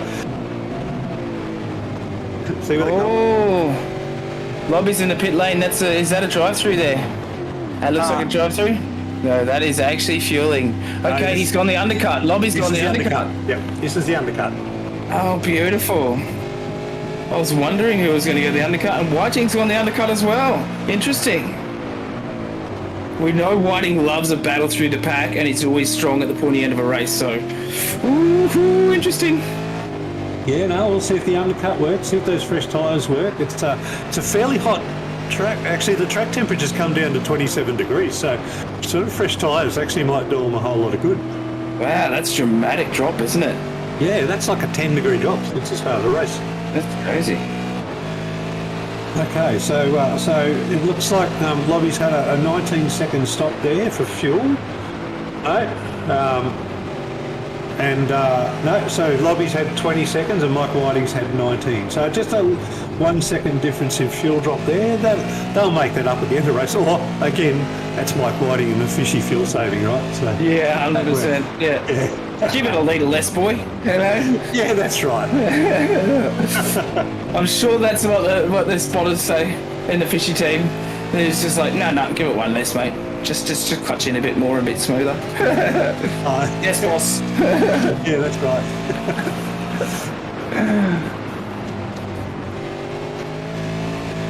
Oh, Clutterbuck into the pits now. Quatch. We got Quatch into the pits also. That'll be interesting to see where they come out. We've also still got Bruce Tannick in the pits repairing himself. So, big lock up there. Yep. So we're at the 22-minute mark now. So I would expect that at the end of this lap, then nearly everybody's going to have to pit. They're all going to be getting close to only one lap left. Yeah, definitely. They're going to be cutting it close. Oh, Jake Jackson wants his spot though. He wants his spot before he gets in the pits.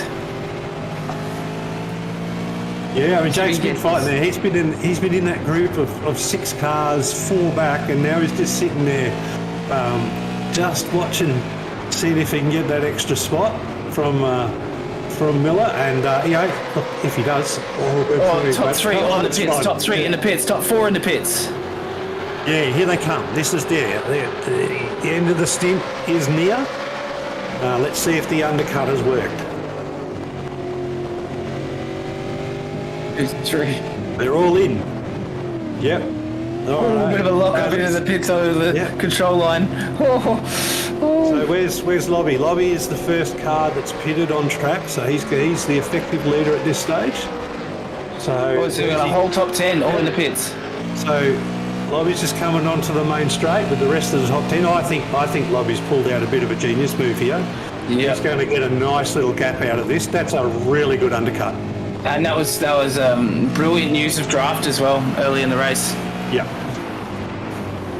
Wow, now he's built a nice gap now.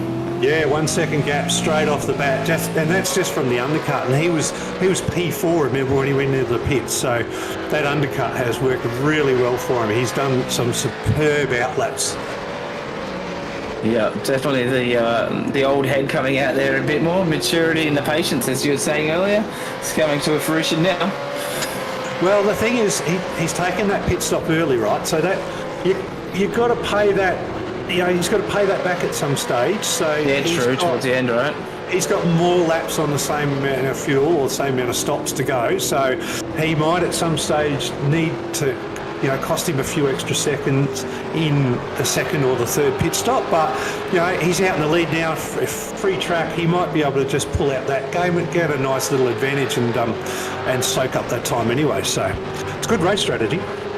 Yeah, fantastic, mate. Absolutely amazing. And this battle's still going on. So these have just jumped all into pits. They're all out of the pits, and the battle rages on. Still just as close as they were before they went in the pits. Crazy. Yep, and we got Braden Sagasa there in P8. Where's he? In P7 actually now. In P7 now. Yeah. So he pitted on lap 4, so he's got a few more laps to go on this tank. He might have a little bit of extra speed at the moment. Oh, there we go. We've got a car coming off. Oh, who's that? So it's, the Apex. That's Jake Jackson. Oh no, that's the 1.9 car of Jake Jackson coming off. And we got Mahoney off as well by the look of that. So, that's unfortunate. Jake Jackson was having a great race so far, so hopefully he hasn't dropped down too much. No, I don't think he lost too much out of that. That's just one of those little classic Brands Hatch ones, you touch the grass and takes a little bit to get the car back under control, back on the track and back under race speed. And consequently, Jake's lost a couple of positions out of that, but he'll fight back. There's so much of this race to go. The shame about it is the positions are so hard to get here at Brands Hatch, as I've said a number of times already. Yeah. And you have to have some serious cojones to be able to make passes around here, right? Even in the gaps. Oh, here we go, Venturi. of the Alpha Venturi car of Chris Miller, trying to make his presence known, showing the nose, showing him he's got some serious pace, and he's got one of the 1-9 cars behind him as well, Vlasbom. So Zach's really having a go, and we're on with Miller, on board with Miller, watching from the Heckie's Performance rear spoiler there, and we've got Zach Vlasbom having a real crack at him. But Brands Hatch, you need both drivers to be cooperative here for an overtake to come off, and if you just poke the nose down, you're never going to make it. But so you just got to find that over and under, and go from there. Oh, so Cam Jones has just taken our lead. Replay of that move happening as we speak. Looks like Lob's going a bit wide on turn 1 there, and he's got him into Druids. Cam's just snuck it up in the middle there, and Darren's given him a lot of respect there. He's given him the whole apex and the inside of the track. Let him go. Yeah, but we've seen this from Darren. He's been playing the smart game all race. So, was that just Darren going, you can push your car a little bit harder. I'm just going to sit in with you, save my own little fuel and get those 2 laps back that I need to get back. Exactly right. There's so much to play out yet.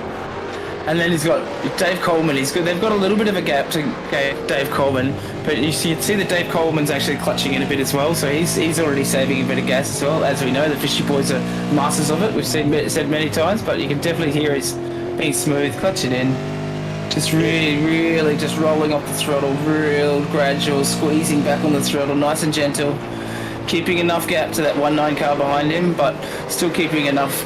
Trying to keep the pace on enough so he can try and catch those top 2 guys as well.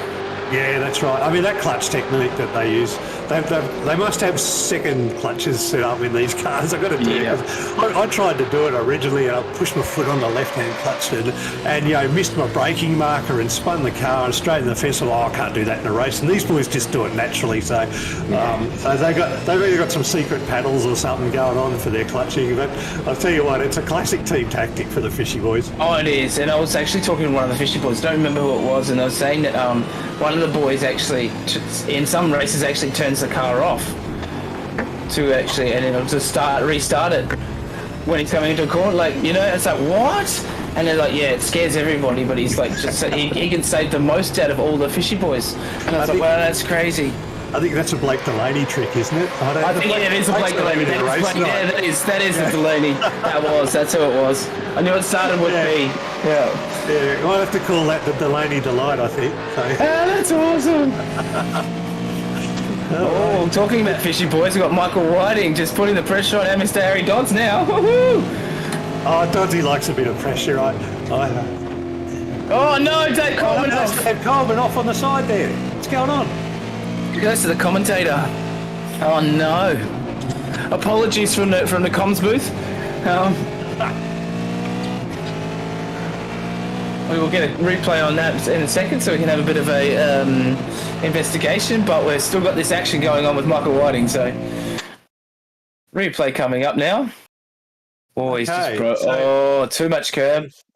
No, far too much curb. Put him on there. Yeah, too much inside curb. Yep. And then a little bit of grass has unsettled the car, and then now he's just out of control. And hope because you pull it up before the fence. No, that's heavy. That's not too bad. It hasn't been a front on or directly rear on. He's got both his spoilers front and rear on. Oh, so he might get away with this. It might only be like small optional number of repairs, I think, out of that one. Yeah, I just thought the suspension looked pretty bad. That's all. The suspension, left rear suspension looked pretty bad. Yeah. Maybe. I've still got him sitting in 7th. Oh, yeah, sweet. Yep. So maybe not too much damage. His next sector, he's 0.2 slower in the first sector, 0.4 slower in the second sector. But look, he's on the pace back in sector 3, so it's looking like Dave hasn't got too much damage. He should be able to keep back in there and get stuck into it. And look at this, Michael Whiting got past Doddsy now, so he's made a beautiful move. Oh, there we go. Under and under. Now that is one of the hardest corners on this track. When you come through that 30s, you've got to be so patient on the throttle. And for Mike Whiting, for Mike Whiting to do that and hold and go, get ready now, as soon as he's got the gap, and hold on to it, not lose the back end and make that pass. That's a really, really good pass. That was brilliant. And Doddsy saw it coming from way back, I think. So he was like, "Yeah, I'm going to try and defend as much as I can, but I'm not going to make it. I'm not going to bin either of us." No, not at all. No, where are we? Back out the front. So we're Cam Jones still out the front there, 1 second in front of David Lobb. Matty Stewart's 3 seconds behind them. So there's a little bit of an interval there. So 1 and 2 are off on their own. Matty and Dylan Gray. There's my amateur, Dylan Gray. Oh, mate, still holding that 4th place, mate. No, not yeah. That's we're now in the second stint, right? That's awesome from Dylan. Loving your work, mate. Just it might be the last time you're an amateur in a series, but get out there and race it hard, mate. Well, you got it. And he's still keeping that Lodge Brothers car very, very shiny. There's not a scratch on it out there, so he's having some very nice, consistent laps. Yeah, absolutely. Absolutely brilliant out there. Michael Whiting still up in a 5th there, but I think he's breaking away from Doddsy there as well. Ty Delaney at the back here. Andrew Cowan. So we got Cowan up 4 spots as well. Ty Delaney up 7.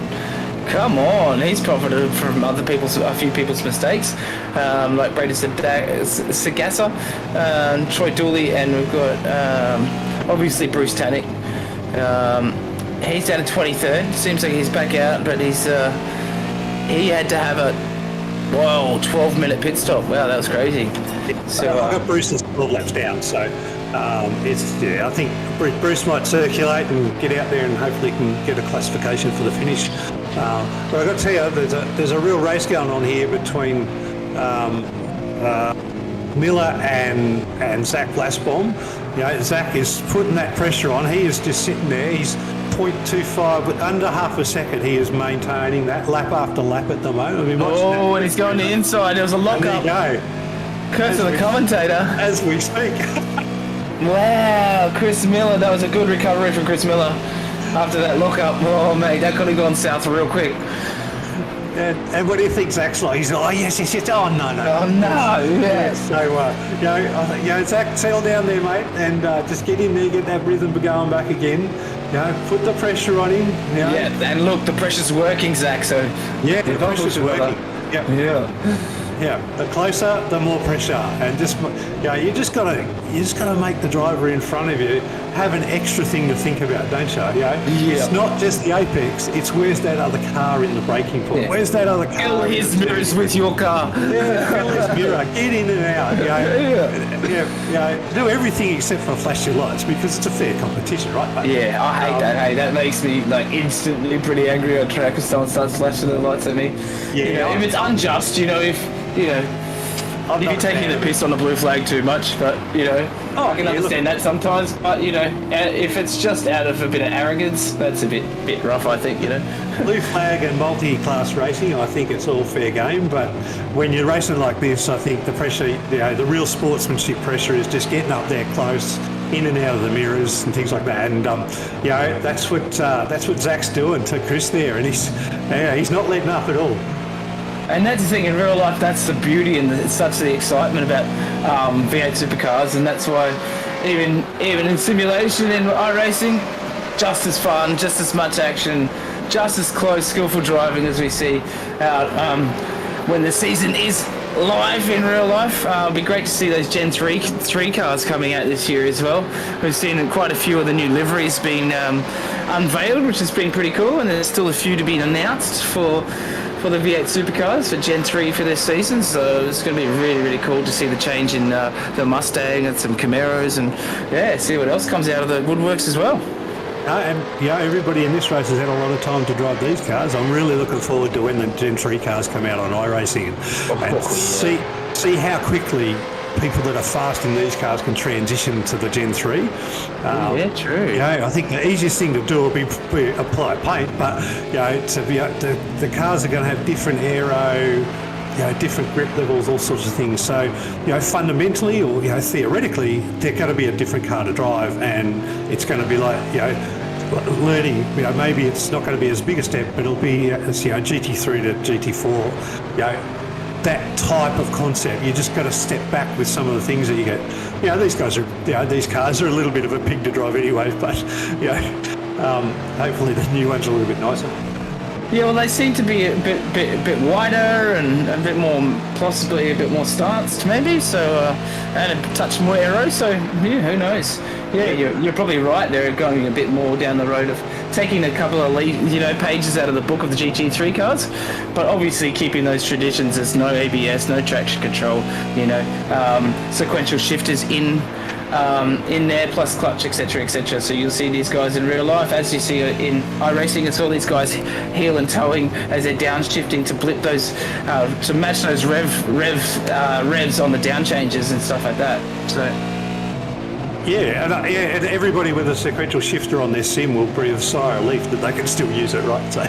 Yeah, 100%. And it's so much better in real life. I'm glad they kept that and didn't go to paddle shifters, because it would have taken so much ceremony and skill out of the drivers, I think, All right, once the art is lost, it's lost, right? we've got Doddsy in an early pit stop. Did he have an incident? Oh, hang on, and then we've got a bit of action here on track. Wow, here we go. We got Flash Bomb still, just putting pressure on everybody now. Now he's on the back of David Coleman, putting some serious pressure on the back of this guy. So yeah. We've got Vlasmon leading the group of 5, so he's sitting in 8th at the moment, but he's up into 7th, so the 8, 9, 10 and 11 are all within 2 seconds. It's this little group that we're watching here. Oh, yeah. Zach has made that move on Chris. That's why I'm getting sideways. Yeah. He's just, there he is. He's feeling the pressure. He's got to be looking. He is. Whoa, that's a lot of curb. Whoa, it's too much. Oh, that's unsettled the car. He did very well to keep that on track. He's got a lovely out from that last corner there at Stirling. Got a nice little drive off that corner. He's given himself just a little bit of gap for this lap. Put Miller under pressure for turn 1 there. Oh, that's Jake Jackson. One of the 1.9 cars has just had a big moment at the back of the pack there. Oh, the TMX car. Oh, Clutterbuck down the inside of Chris Miller. Greg Wilkinson, sorry. Apologies. Get caught up in the action.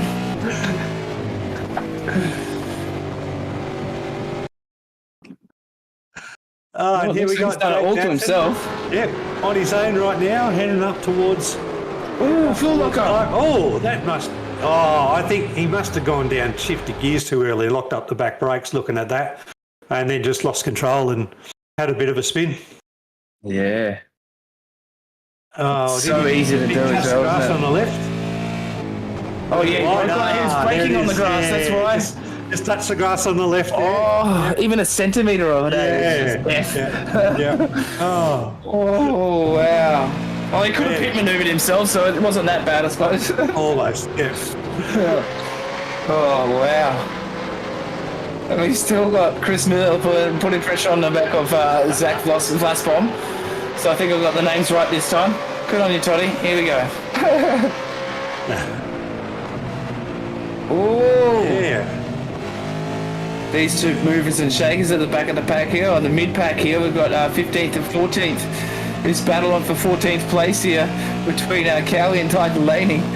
Ty Delaney up 7 spots and Andrew Cowan up 4 spots. So, epic battle of the ages. Quite literally. Yeah, it's good to see Ty Delaney come along, hasn't he? He's come along a long way in the last few months of racing, and I was there for some of his earlier races, and he struggled, but he's in there, he's mixing it up, and he's racing really well at Fairleys. So that's awesome. And I think he's definitely learned some fuel saving from his father, which is worrying, because if we've got another Delaney fuel saving like he does, we're in trouble, mate. Oh, mate, if he can do the Delaney Delight like that, then we are in trouble. Yeah. He's like, just don't worry, son. When you get to a level, I'll teach you this. I'll teach you the Delight. Yeah. I think what we've got to see yet is we've got to see when Ty's actually at the same speed as Blake. We'll see him race and see how much love there is in the family still. Yeah, most definitely.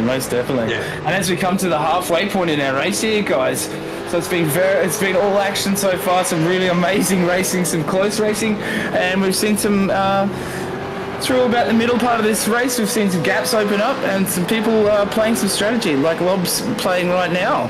Darren Lobb sitting there just trying to use as much slipstream, save as much as he can at the back here, and he'll make some moves after this next pit stop, I think. Yeah, so we're 3 minutes away by my calculations to next pit stop. We might see another undercut from Lobb early.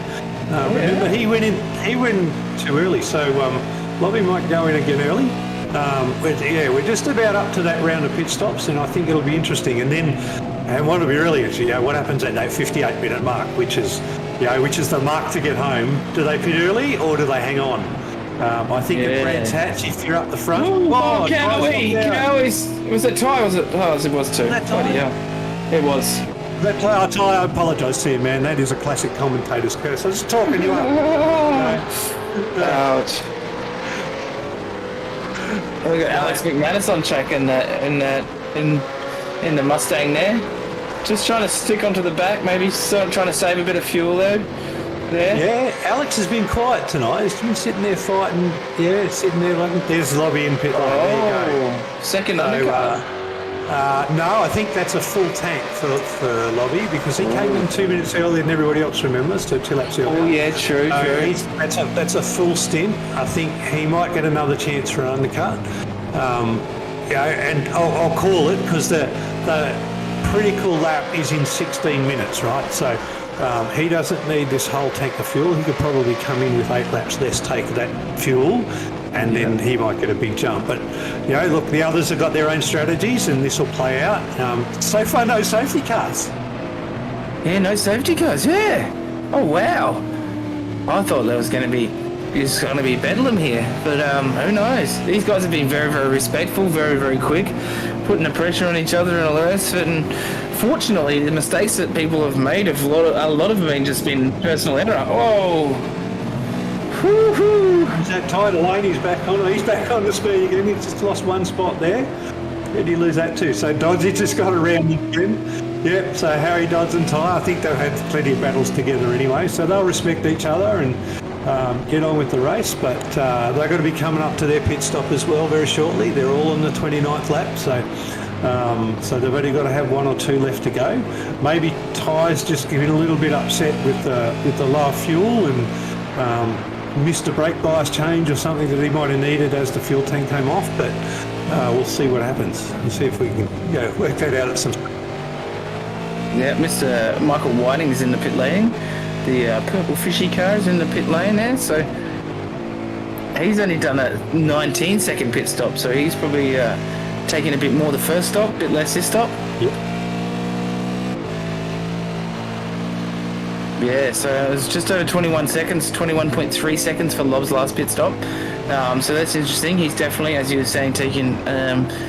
He's definitely up there with a higher fuel intake. So for this pit stop, it's good to see. Yeah, either that or that. Well, if he's carrying a 1 second, 2 second gap, then he doesn't get the fuel saving that he might have got in aero. So he's going to be back on the normal burn, full fuel burn. You're going to see these fishy boys, that Dave Coleman. See when Dave Coleman comes in, if he goes to the 46-minute mark, we know that he's been saving fuel, and that clutch trick that those boys use so well has been paying off for him. But it doesn't really pay off on track, but it pays off in less time in the pits because they don't have to put as much fuel in. Yeah, exactly right. And then you can get those little sneaky, clean. You don't really even have to make the passes. Then you're making a lot of passes in pit lane if you can be smart about it. So we got on board here with Clutterbuck. Let's see how he goes. Coleman. Dave Coleman. Oh, we're on with Dave Coleman. And we still on with Dave Coleman, and we got Cam Jones into the pits as well. Just as we speak of the devil, Dave comes into the pits. So, I thought he would have saved a little bit more. Actually, I thought he would have got another lap out of this. Ooh, that's very Dave Coleman like. 45 and a half, I think. Yeah, true. Yeah, he's right on the number there, so he saved a little bit. He's 2 laps after Darren Lobb, so that's where the change will come in. Oh, a nice big pack here. Oh, Cowie just getting out of it into the pits there. Cowie's out. Jake Jackson's now got to fight off Mike Whiting, who's come out of the pits and on fresh tyres, so Mike's going to have a fair go. He's up the inside here. Inside. That's respect. I think that's driving knowledge from Cowie. Nah, he's got to know that Mike's in a league ahead of him a little bit. Lots of space there, Michael. I think you'll see now Cowie will just settle in and let Mike pull away, and Cowie will just... Is that Jake Jackson or Jake we're talking about? Yeah. Okay, yep. And Jake there will now have to just keep defending from... is that Alex McManus here in car number 3? Yeah. Yep. So, yeah, Alex McManus. Beautiful he's been smart this race. We haven't seen much of him, but he's come up 13 spots, mate. So he's been this silent assassin tonight. That might be his new nickname, mate, because that's pretty crazy. He's just been patient. Oh, so Dylan Gray, our Dylan Gray and Matty Stewart both into the pits. Let's see how long they're going to be in the pits for. So... All right, Lobby's taking the lead now. Cam Jones is 0.62 seconds behind him, so he's just behind him. Next out of the pits, Matty Stewart. Braden Sagassa's now P4. See him as they change. So Dylan Gray hasn't come out of the pits, nor has Chris Miller yet. Dylan's just come out of the pits in P5. Mike Whiting slotted into P6. Very nice. A lot of these guys have taken quite a bit of fuel, so it looks like these guys are taking pretty full. Yep, Dave Coleman into P7. Harry Dodd's up there in P8. We haven't seen Harry in the top 10 for a while. Zach's at the back end of the top 10 in 9 there. And he's just fallen back down. Has something just happened there to Zach and Chris? Or is it Clutterbuck has just made a big jump out of the pits? Yeah, we've just got Jake Jackson, McManus and Ty Delaney all into the pits as well. Yep. Oh yeah, we got the classic group of 5. I think these guys are going to spend 80 minutes together. They'll be like best of friends. So, you know? If you gave them a bunch of beers and a barbecue, they'd have a really great night. Yeah, tailgate party, guys. Open your boots. Oh, that's a great shot. Look at that. Just that Mustang just breathing down the neck of the back of Zachary Vlasbom's Alventuri Racing Holden there.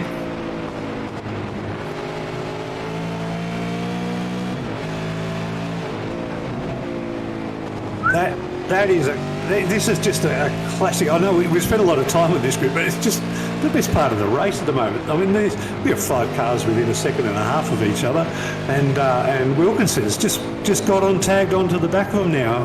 We haven't talked much about him, but after that round of pit stops, he's got up to the back of this lot of 5. Let's see if he can fight his way through, or they're still playing the patience game till the last stint. Yeah, well, I don't know. You'd start to get pretty itchy feet around this time, I reckon, around this time of the race, and you kind of, you want to save, but you want to kind of start making some moves as well. So you might see some frustration soon, and when frustration comes, people will sometimes make some silly mistakes, so...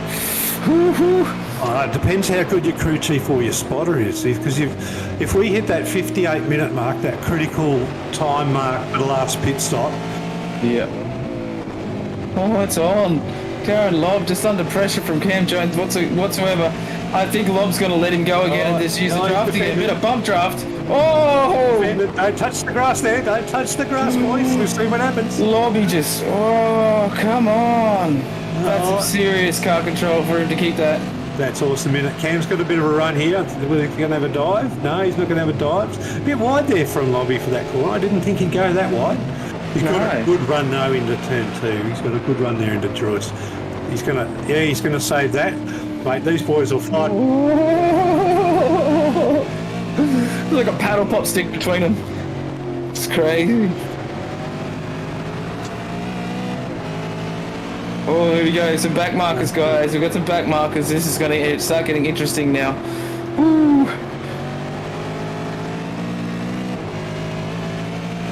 So we got Troy Dooley and Joe Mahoney at the back there having a bit of a battle as well. There's back markers, so it's going to be very hard for them to find a spot to get out of the way, / for Lobb and Cam Jones to be able to get around them as well. So yeah, Dooley and Mahoney are a lap apart, so I think Dooley's a lap down on Mahoney, so they're not necessarily batting, they're just close on track together. Which might make it a little bit easier. Yeah, it might make it a little bit easier for the leaders to I'm getting lots of grass on exit. Oh, he held that. Oh, wow. Well, talk about using all the track and then a little bit of circuit, eh? Oh, no, hey. Wow. Brown underpants in that car, I hope. Yeah, I mean, I've got to tell you, if I'm in one of these cars, not touch the grass, the back end is in front of the front before I know it. That's just amazing driving there from Lobby. Incredible, yeah. I'm no stranger to spinning in the old V8, so... Definitely not. These guys make it look easy, don't they? Ah, yeah, magicians. Yeah. Is that my man Dylan Gray? Yeah, Rob, stay on Dylan Gray. P4 still. He's still the leading AM in the race, holding out all of the other pros except for 1, 2, 3. So he is having an absolute cracker. Absolutely beautiful racing.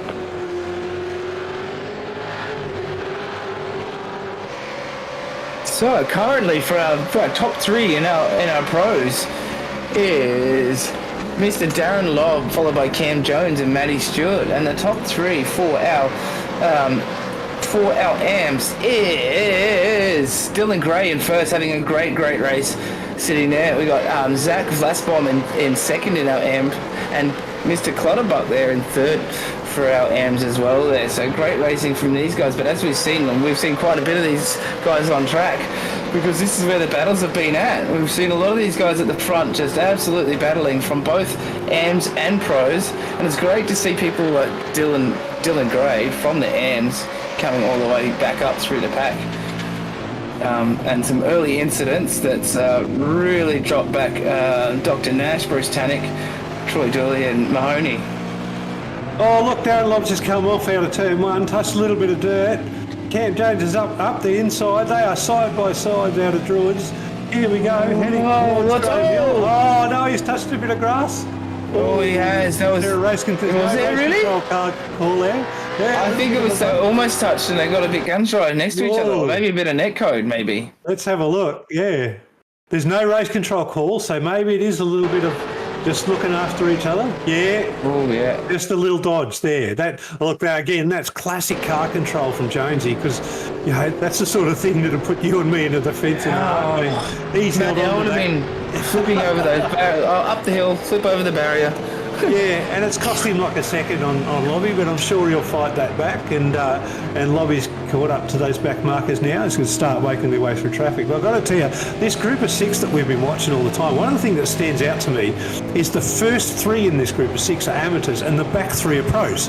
Now, you wouldn't expect to see that, would you? And you'd think it's the total opposite. That's right, the amateurs are not holding the pros up. The pros are having trouble keeping up with these 3 amateurs. They're not putting the pressure, they can't get past them. So, fair crack, these amateurs are having a really good game. I reckon they've got a great feeling in chair at the moment. They're sitting there in their rigs just go, this is great, man. I'm taking it to these pro boys, It's very satisfying. Absolutely. Well, anytime you can take it to a super driver in a supercar, you get a really good feeling and you get a result. Yeah, you walk away buzzed. You don't have to be number 1, but you certainly walk away buzzed. Yeah, definitely, and try and take that confidence boost into the next week as well. That's right. So here we go. A bit of pressure here for Dylan Gray now. So I think this is going to be the first real lot of pressure Dylan's going to face. Mike Whiting won't give Dylan much of an out. He's going to put the pressure on here. I think Mike will get right up and give him lots of things to think about, lots of pressure. But Mike won't make any stupid moves. He's a smart racer. He's been around a long time. Yeah, well, he definitely is. And he'll be using a combination of the Fishy Motorsport saving gas and using a bit of slipstream, trying to put some pressure on here, but he's definitely putting pressure on now. Slipstream, straight into it. I think that's smarts from Dylan there. Dylan's not fighting him in the race. He might be fighting him for overall position, but Dylan needs to win the AM first before he wins anything else. So to let Mike go and then settle in behind him, then I think that's really good and strong and advantage race for Dylan there. Oh, 100% agree, because they've got enough gap behind them as well. That he can just sit on the back of Whiting, use all that pro pace to his advantage, and really dominate for the M class. Absolutely. I got 10 seconds to Dave Coleman in pro, so Dylan's sitting in a really good position there. We're just about to come up to that critical window for the last stops. We might not see the stops for a while, but the window's about to open.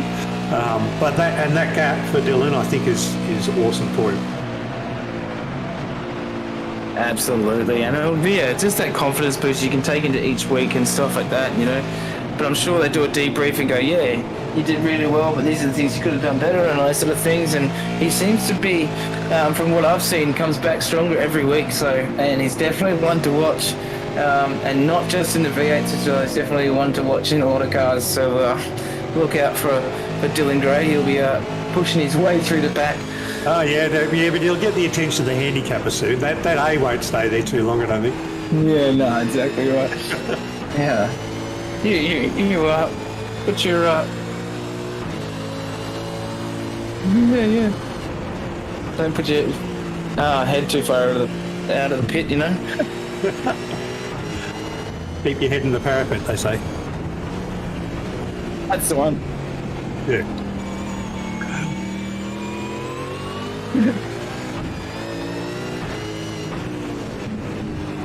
All right, so we got a little bit of a fight back here. It's a fight for 14th. We've got Alex McManus on Andrew Cowan fighting Jake Jackson at the lead there. These guys have had a fairly close race together. It's one of the group of threes are together. With our group of six is split up a little bit. They're now we've got Zach's got a little bit of room now over Braden Sagassa, but Miller. It's Quash and Wilkinson, they're all together, so they're still having a cracking race. Absolutely brilliant, mate. I thought we'd see a lot more of this battle pack sort of start to gap up a little bit, but it still seems pretty tight. You know, it has gapped out a little bit. But, it has. And the worst call of the whole race is 2 and 3 safety cars, right? That's you and me. Oh no, just rubbish, eh? Bloody hell. And every time we mention someone's name, someone goes off track, so we've been a bit of a curse tonight, haven't we? Absolutely. Mike has gone off track. Yep, Mike Whiting's gone off track. And then Jake Jackson. Dylan's come back on. Yeah. Oh. Yep. I think that's an odd mistake for Mike Whiting there, but he'll just get back on the track, settle in. The big news is we're at that 15-minute mark, boys, so any pit stop from now will get you to the end. So the question is, when do you do it? Yeah, true. How much? Yeah. I'd be putting a whole lot of pressure if I've got a crew chief or a spotter to saying, if I take a 33-second, where does that put me in the track? If that gives me a nice big open gap, then I could take it and I could use that gap to maybe serve a nice little undercut. But if that's going to put you into a group of 4 or 5 cars, or that, our famous group of 6 that we've had all race, then I don't think you can't take it. You just got to stay out there because this track is such a hard track to overtake. So maybe I think what we're going to see, my gut feel is that these guys are going to go as late as possible and do short stints late, rather than take that strategic move, go early. And bank on a safety car, because you can see that bank's pretty empty tonight. Yeah, 100% it is. And because there's a bit more of a gap here, these guys are going to have to, it's very, very critical as well, because you're kind of just out on a track by yourself, and you're just kind of having to break all that air yourself as well, so it's a lot harder on your fuel, your tyres, etc, etc, etc. Yep, and even the group of 6 have now spread out quite a bit. So we got 5, 1, 3 seconds, 1 second between them. So, the hounding and the pressure is gone. I think this race has really settled in. It's a race to the end now. I don't think anybody's happy with their position. They're car drivers, right? They're race drivers. Yeah. They want to drive as fast as they can and get to the finish line before everybody else. It doesn't matter how big these gaps are, but I think we've got some fire to come. I think this is the quiet before the storm. Most definitely, as we see our best laps from 1-2 pretty much exactly the same time. So from our best laps, guys. So that's pretty nuts for Darren Lobb and Cam Jones. On my timing screen, they're both saying 124.71. Crazy. Yeah, and look, they're right there together still. They have got through a bunch of lap cars already. They've got a nice big gap in front of them before they come up to lap cars again, so they can really go at it for a little while before they get up to laps car. There you go. First stopper. First of the last stoppers is Doddsy. I wonder if he's been listening to me. I hope not, Doddsy. I'm not just the best crew chief, but I can come up with some wild strategies. They don't always work. Everything I was saying was in theory, Doddsy. Cam Jones has done so well to get out of that. Is he going to be able to keep it? He has kept it. He's kept it. That is awesome by both drivers. Darren Lobb just touched the grass. Might have to get a replay of that, Rob, if we can. He's just touched the grass, lost a bit of control. Cam had next to no race room to squeeze past on the right. Then he touched and then the Cam grass Jones has himself. let Lob go again there by the outside. Wow. So here we go. So that's just a normal entry. Looks like he's missed the apex there. He's on the marbles and he's touched the grass, and from there he's not quite a passenger, but he's got to slow down. Whoa. Oh, look at that. Yeah, that's right. Cam gets on the grass as well. Makes it back into the apex and gets going. That's like a really good entry, isn't it? We might have to try that in practice. But That was crazy. good. But and they swap positions back again. And then So- Cam Jones got a slow down. That's why, because he went off track. He must have got a slow down. Yeah. Oh, that's because his entry to the turn was too good. Yeah, exactly right. Yeah, don't use the grass cam. No, look, fair driving between both of them, isn't it? Fantastic car control, really fair driving, looking after each other, such taking the slow respect as down, such respect, letting the positions change because of the slowdown, mate. There's a lot of credit to both drivers. Having watched that, having seen it, having played out with the slowdown, a lot of respect there. Anybody would want to race these two anytime. I think that's really clean stuff. Yeah, I think Cam Jones has had to do a lot more of the getting on the anchors, though, hasn't he? Well, he's getting on the anchors and getting right up. Both ends. Pit stop race now. Now remember, Darren Lobb went in 2 laps earlier than everybody else. So does he need to take a little bit more fuel here? Will Cam get a jump on him? Will. Right, that's a story. We've got to watch them come out of the pits. What do we got? What do we got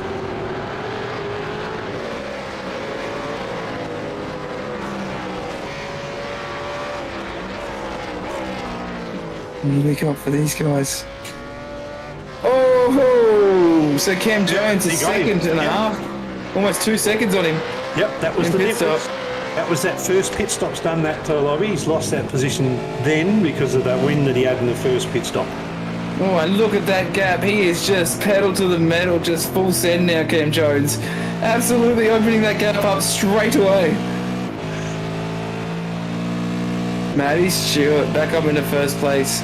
We'll see if he'll be coming up into the pit soon. All right, we've got to get close to all of those stops because that's 44. No, we're probably another 5 minutes before they're all going to have to come in. So I think this is a big case. I was surprised that Lobby and Cam went in at the same time. I would have been, if you're Cam, it might have been a case to do the opposite if he went in, try and overcut. But look, he had that fuel advantage, so he's achieved it. And he's got to wait for it. Yeah, brilliant.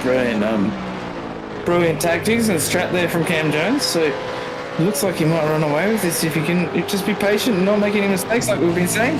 Yeah. Cam Jones and Darren's overall pit stops were 30 and 32 seconds respectively. So Matty Stewart's got a 19-second lead over Cam Jones. So he's going to drop back probably about 4 or 5. Dylan Gray's just popped into the pits, so he'll pop. That'll Cam Jones and Darren will make up another position there. On board with Wilkinson at the moment. He's looking pretty smooth now, but that centre gap that we had, all that action earlier has definitely built some gaps up between it, and we'll see who's going to jump into pits now. They've sorted themselves out, but not only that, Miller's come in, but Zach Flasbom, he's finally got in front of Dylan Gray as he's now the leading amateur driver for the race. Still yet to pit, but good on you. Do a few laps out the front there in the AM Series, Zach, and get those credits on the board. So that's Dylan Gray. He's come out behind Wilkinson by the looks of it. Yeah, he has. Yeah, he's dropped into P9, but there's a few cars in front of him having his pit. So Wilkinson hasn't pitted yet. Right in front of him, he's got Zach Flasbom, who's his real fight. He hasn't pitted yet. I reckon Dylan might even be able to get into third place here, mate. If he's played his cards right, he might actually get himself into a sneaky podium. Oh, that's a big fight. That's a big call. Look, it's a fair call because he wasn't that far behind. Yeah, he doesn't need this. I think Matty Stewart might, because Matty Stewart had a 15-second gap on Dylan before he went in the pit. And Matty's just gone into his pits now, so he'll be coming out very shortly once Dylan's come around the back. So no, Matty will come out well and truly in front of Dylan. I think. Wow, that was a quick pit stop from Matty Stewart. Yeah. 13.18 seconds. Come on, that's stroke of genius. That is straight and a half. He saved lots. Yeah, he is 2 seconds faster than Jonesy and Lobby in that pit stop. So to come out there, he's 9 seconds now behind Lobby. So. And as we were saying earlier, you know, this is where the experience of drivers really shows. Yeah, and this is interesting. I find interesting that that Dylan and Zach are fighting so hard because they've got a little bit of. Is that Dylan and Zach on board? No, it's not. No, that's Gary Wilkinson and Dylan. Yeah, Greg Wilkinson and Dylan fighting hard because Greg and Zach have both got a pit yet, so. You know, the awareness of where other people are in the race sort of holding him up a bit there, but maybe he was doing that for a teammate, who knows.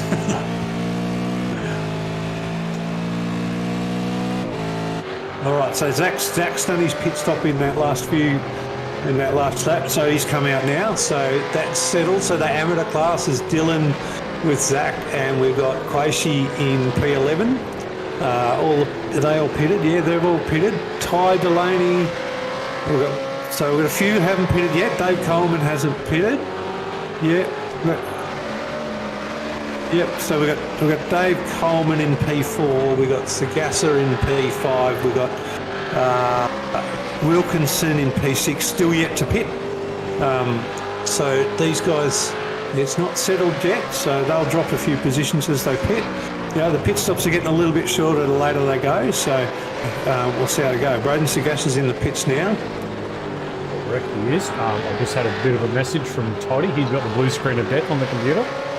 So I'll jump in and relieve him from his duties for comms for a little bit.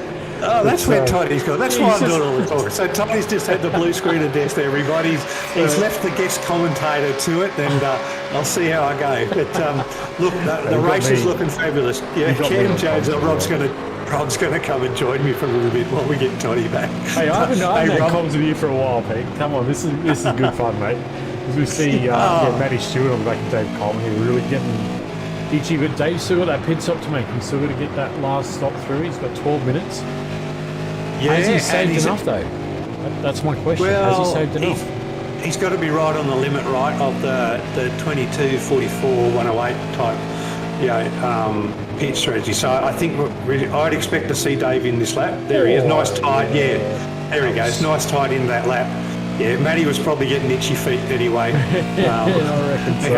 I wouldn't want to have been Dave for another lap, I don't think. I think Matty would have been just trying to push him out of the way, like, come on, mate, go. As we jump forward, Greg Wilkinson now looking back at Dylan Gray up there at the last corner, so as they come across the start there. Yep, so that's a real target for Greg Wilkinson. Greg's come from, so where did he start? He started the race quite back a bit, didn't he? Greg's come from a long way back. He's getting up there. Yeah. Just outside the 10, so. Yep, so he's having a really good race. He's still got another pit stop to go, so he's probably going to drop down a little bit. Might drop down about 4 spots, I think. Maybe back behind Zach again. Miller's back in. What's going on there? Miller's gone back in the pit. What's he doing back in the pits? That's strange. Maybe he's had an off and had a repair or something. Maybe just didn't put enough fuel in there, but as we take a bit of a look back now to our front two. Let's go back up the front. Yeah. We've got Cam Jones has got a 1.43 second gap over Darren Lobb at the moment. So these boys have settled down a little bit. I know Cam put a whole lot of pressure on Darren for lap after lap, and I think he's making the most of the difference in that fuel stop. And it's just holding him out there. Well, do you think Darren's got a little bit more in it to fight back? We've got 10 minutes to go. I'm not sure. I think if he has to, he's going to have to start eating into that lead now, isn't he, really? I'm looking at their last laps, and Lobby was about 0.3 behind him in the last lap, so... Cam Jones got a 24.4 lap, but his last lap was a 24.9. Cam Jones has set the race lap record on his last lap, so he is now got the pedal to the metal. Part of that. Yeah, so Cam Jones got the pedal to the metal. I think what he's done is now that he's released, that classic can't overtake at Brands Hatch, you just fight there, but when you get a little bit of space, you can head down, hit the apexes, get your exits right, and just go.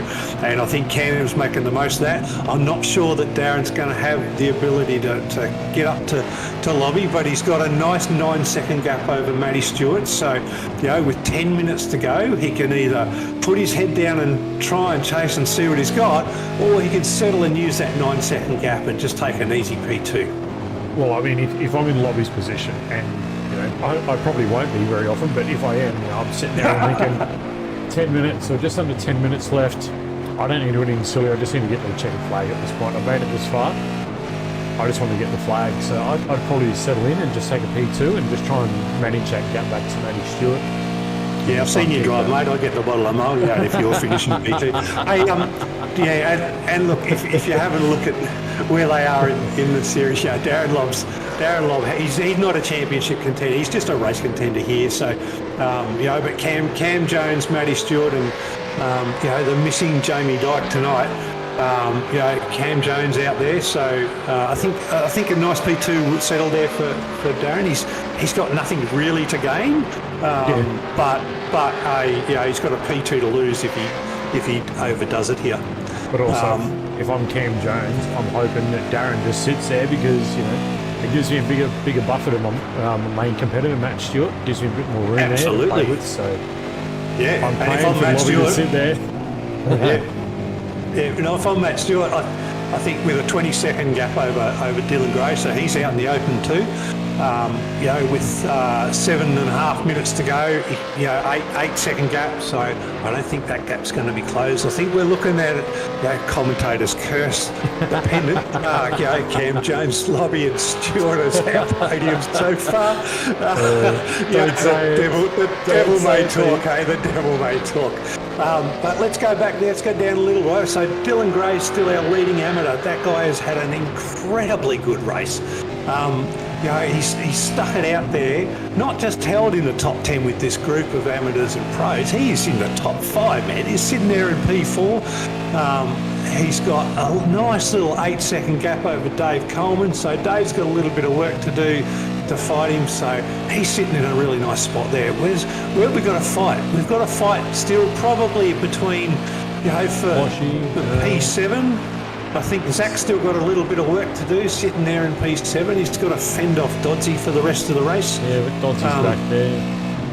Yeah. It's like the boys have all just sort of got in a groove now and said, okay, I'm happy where I am. I'm just going to manage a race and get home to check the flag. Come on, Rob, they're race drivers, mate. They don't do that, do they? Well, I mean, you've raced for an hour and 13 minutes. At this point in time, I think the nerves are probably frayed. Everyone's probably stressed and probably all hot and sweaty in the rigs, and they're just like, I just want this race to finish. I'll do whatever it takes to get me to the flag. Just give me the checkered flag.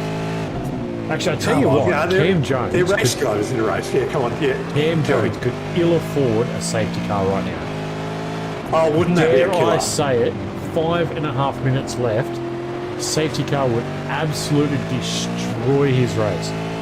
Would we get it, or would Racing Control say, no, it's too close to the end for a safety car? That's a race defining call. Yeah, it's right on the border, so it's a race defining call. But I'll tell you, you're right. If that safety cars breed safety cars, it'd make the last lap really interesting. That's right. Let's get the safety car out there. Let's rip it around just one lap and let's close them up, boys, and let's give it the last 2 minutes after condensing the field. I don't think that's going to happen. No, I think Race Control will make a sensible call here.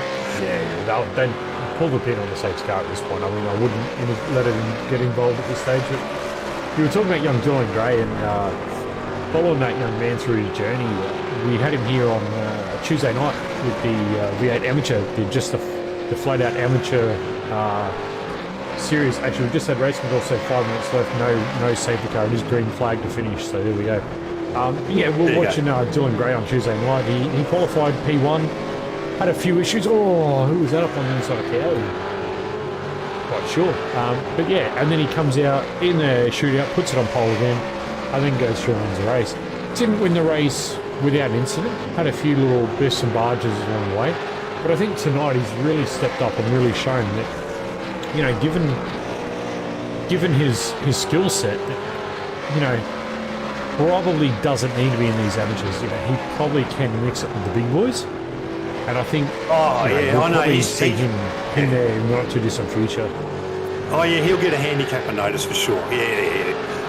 If I'm the handicapper, I'm taking notes on Dylan Gray. I'm going, how long can we keep this boy in Abbott? I mean, obviously he's going to stay there for the series, but, you know, hey mate, congratulations, you've won amateur. Here you go and mix it with the pros the next season. You know? Yeah, that's fabulous. right. I don't get a practice on Tuesday night now. I only get one race with all of these boys. And, it just makes it so much harder, doesn't it? So. Well, it does. And I mean, when you look back through the order, you take Dylan Gray to that amateur series. You know, you got Zach on screen with us now, Blaswell. Again, and then Matty Quash back there. You know, these guys are all there, and then Daniel Putterbuck. You know, they're there. Like, these guys are all sort of around each other. Yeah, you know, Dylan's just, he's that step above him. He's definitely up into that point where he really needs to challenge himself and push him against the big guys.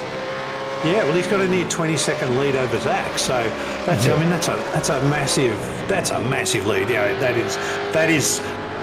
I won't say he's a P now. I would say that he's an AP, right, or a PA, or, you know, a professional amateur. You know, can we call him that?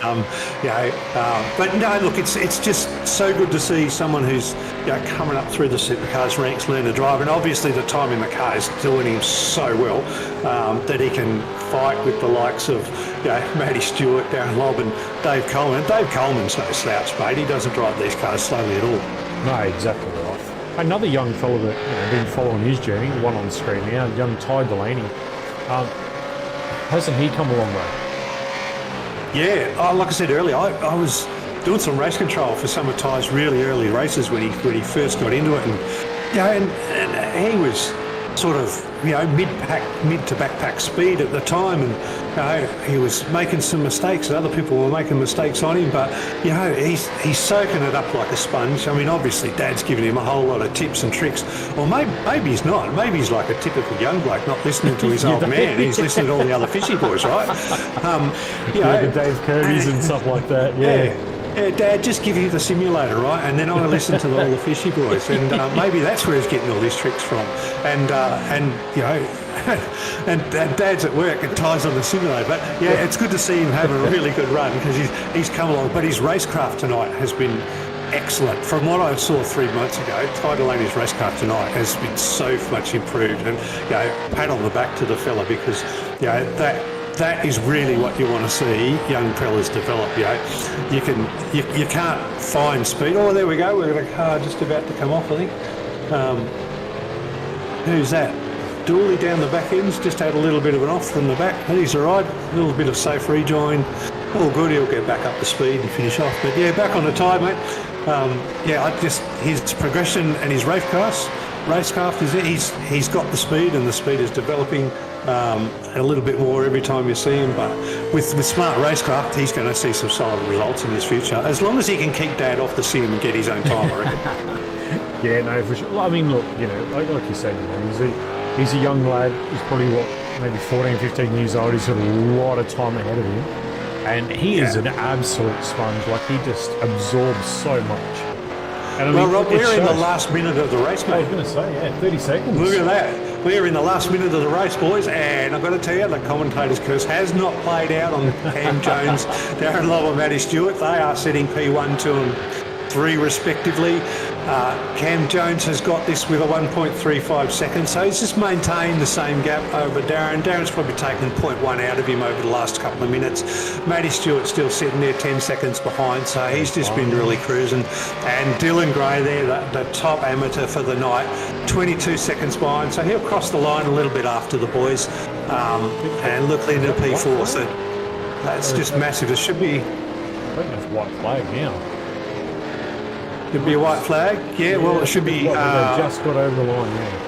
Yeah, one lap after, or is it the first time after the first time over the start finish line after the countdown's finished? So we'll be seeing that. With Cam Jones and just with Cam. follow him Give through. the and KFC livery a little bit of a finger licking tickle for the rest of the night. I mean, he's had a massive race. He had a really, really good fight with Lobby through the race. Got smart with pit stops and took that advantage, and he's just run with it. Let's not forget too that Lobby had that redress situation where he went from first back to fourth in that first stint when he came together with Braden Sagasta, I think it was, or it might have been Dave Stewart. Right. They come together and then he had to drop back. So put him right back, but, and he's come through. He's +7 tonight as we look at some of the movers and shakers. Alex McManus up 13 spots. I mean that's an impeccable drive in the P11. That's a massive 13 spots in a field of 25. That is awesome. And I've only just looked down and just noticed Michael Whiting down 15 in grey out on my relatives. So I'm wondering that 41. Yeah, it looks like he might have bailed. So it must have been an incident that we missed there while we're chatting. I was going to say, must have had something going on there. But as you see, there's no chance that. There's no chance that Toddy's blue screen of death has impacted Mike Whiting, right? I hope they don't share the same computer. Oh, yeah. There will be a whole lot of hurt there. That's commentator's curse gone nuts, I think it is. So Dylan Gray drops like 2 spots in the P4. Matt Stewart down 2 spots. Still takes home a podium, which is fantastic. Dave Coleman down 2 spots in the P5 as well. Braden Sagasa up 4 spots in the P6. Zachary Vlasbom up 5 in the P7. Harry Dodds up 7 in the P8. Matty Quashin up 4 in the P9. And Alex McManus +14 into P10. So what a drive by Alex there tonight. That is a sneaky drive from Alex. We didn't see much of Alex. We didn't, did we? All night. He sort of popped in and out.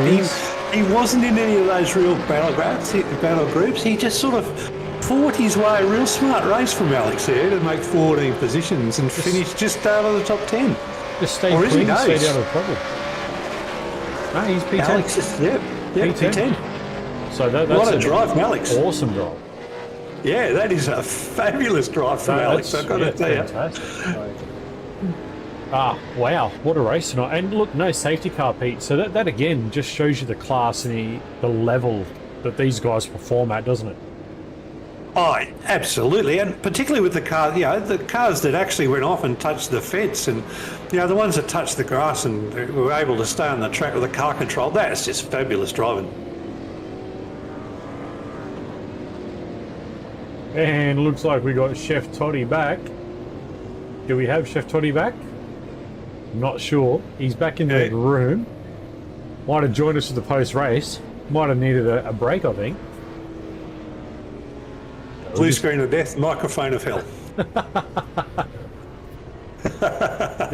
Yeah. So what we'll do is we'll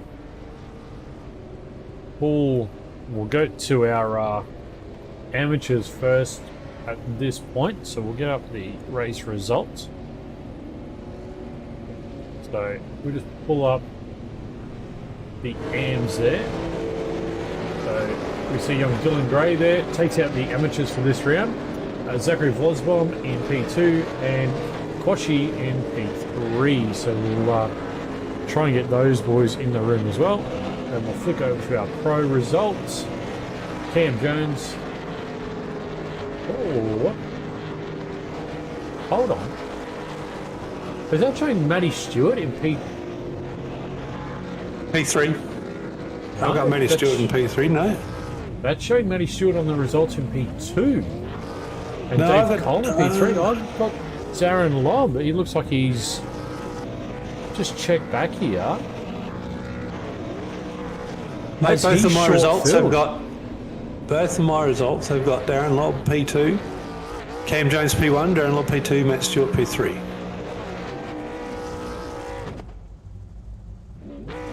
That's what I'm seeing. I got 3 sources saying that to me. Okay. Interesting. Who do you think won, Rob? Who do you think comes second? That's exactly right. I don't know, man. Thank you, SDK, for giving me some misguided information there. But All right. As we look overall, it shows lobby there. So I don't know. I don't know what's gone on there, but it's yeah, Cam Jones, Darren Lobb, and Matty Stewart. So hopefully we get those boys into the green room here in just a moment. We can get a chat with them. But so who was your night? Who was your driver of the night there, Pete?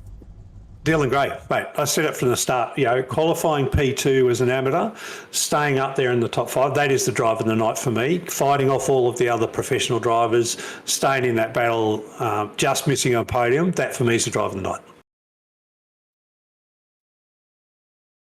Let's just get that in. So we don't have Matt Quash in there. Michael Quash it is, sorry. So we do have Michael in there now. So let's drag this up. Let me drag Michael in. Both podiums from you. Campaigns. No, okay, see ya. So Michael Quash, mate, what a night for P3. Take us through it, bud. Yeah, I wasn't expecting that. I've been a bit rusty. Haven't really been racing consistently week on week. I've kind of had other things going on. But yeah, just finally got a chance to put some practice in, and looks like it paid off pretty well.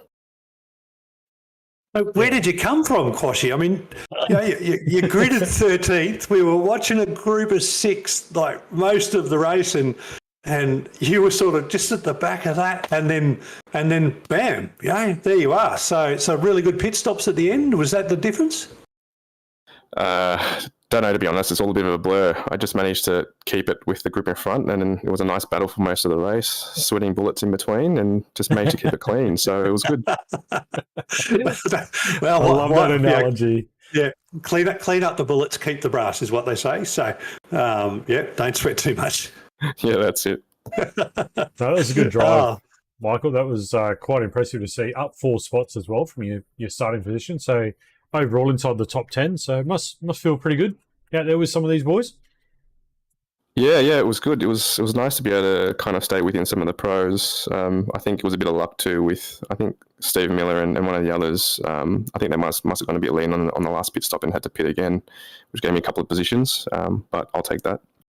Yeah, take everything you get in these races, I think. Yeah, for sure. No, good on you, Koshy. Anybody you want to do a shout out to, mate?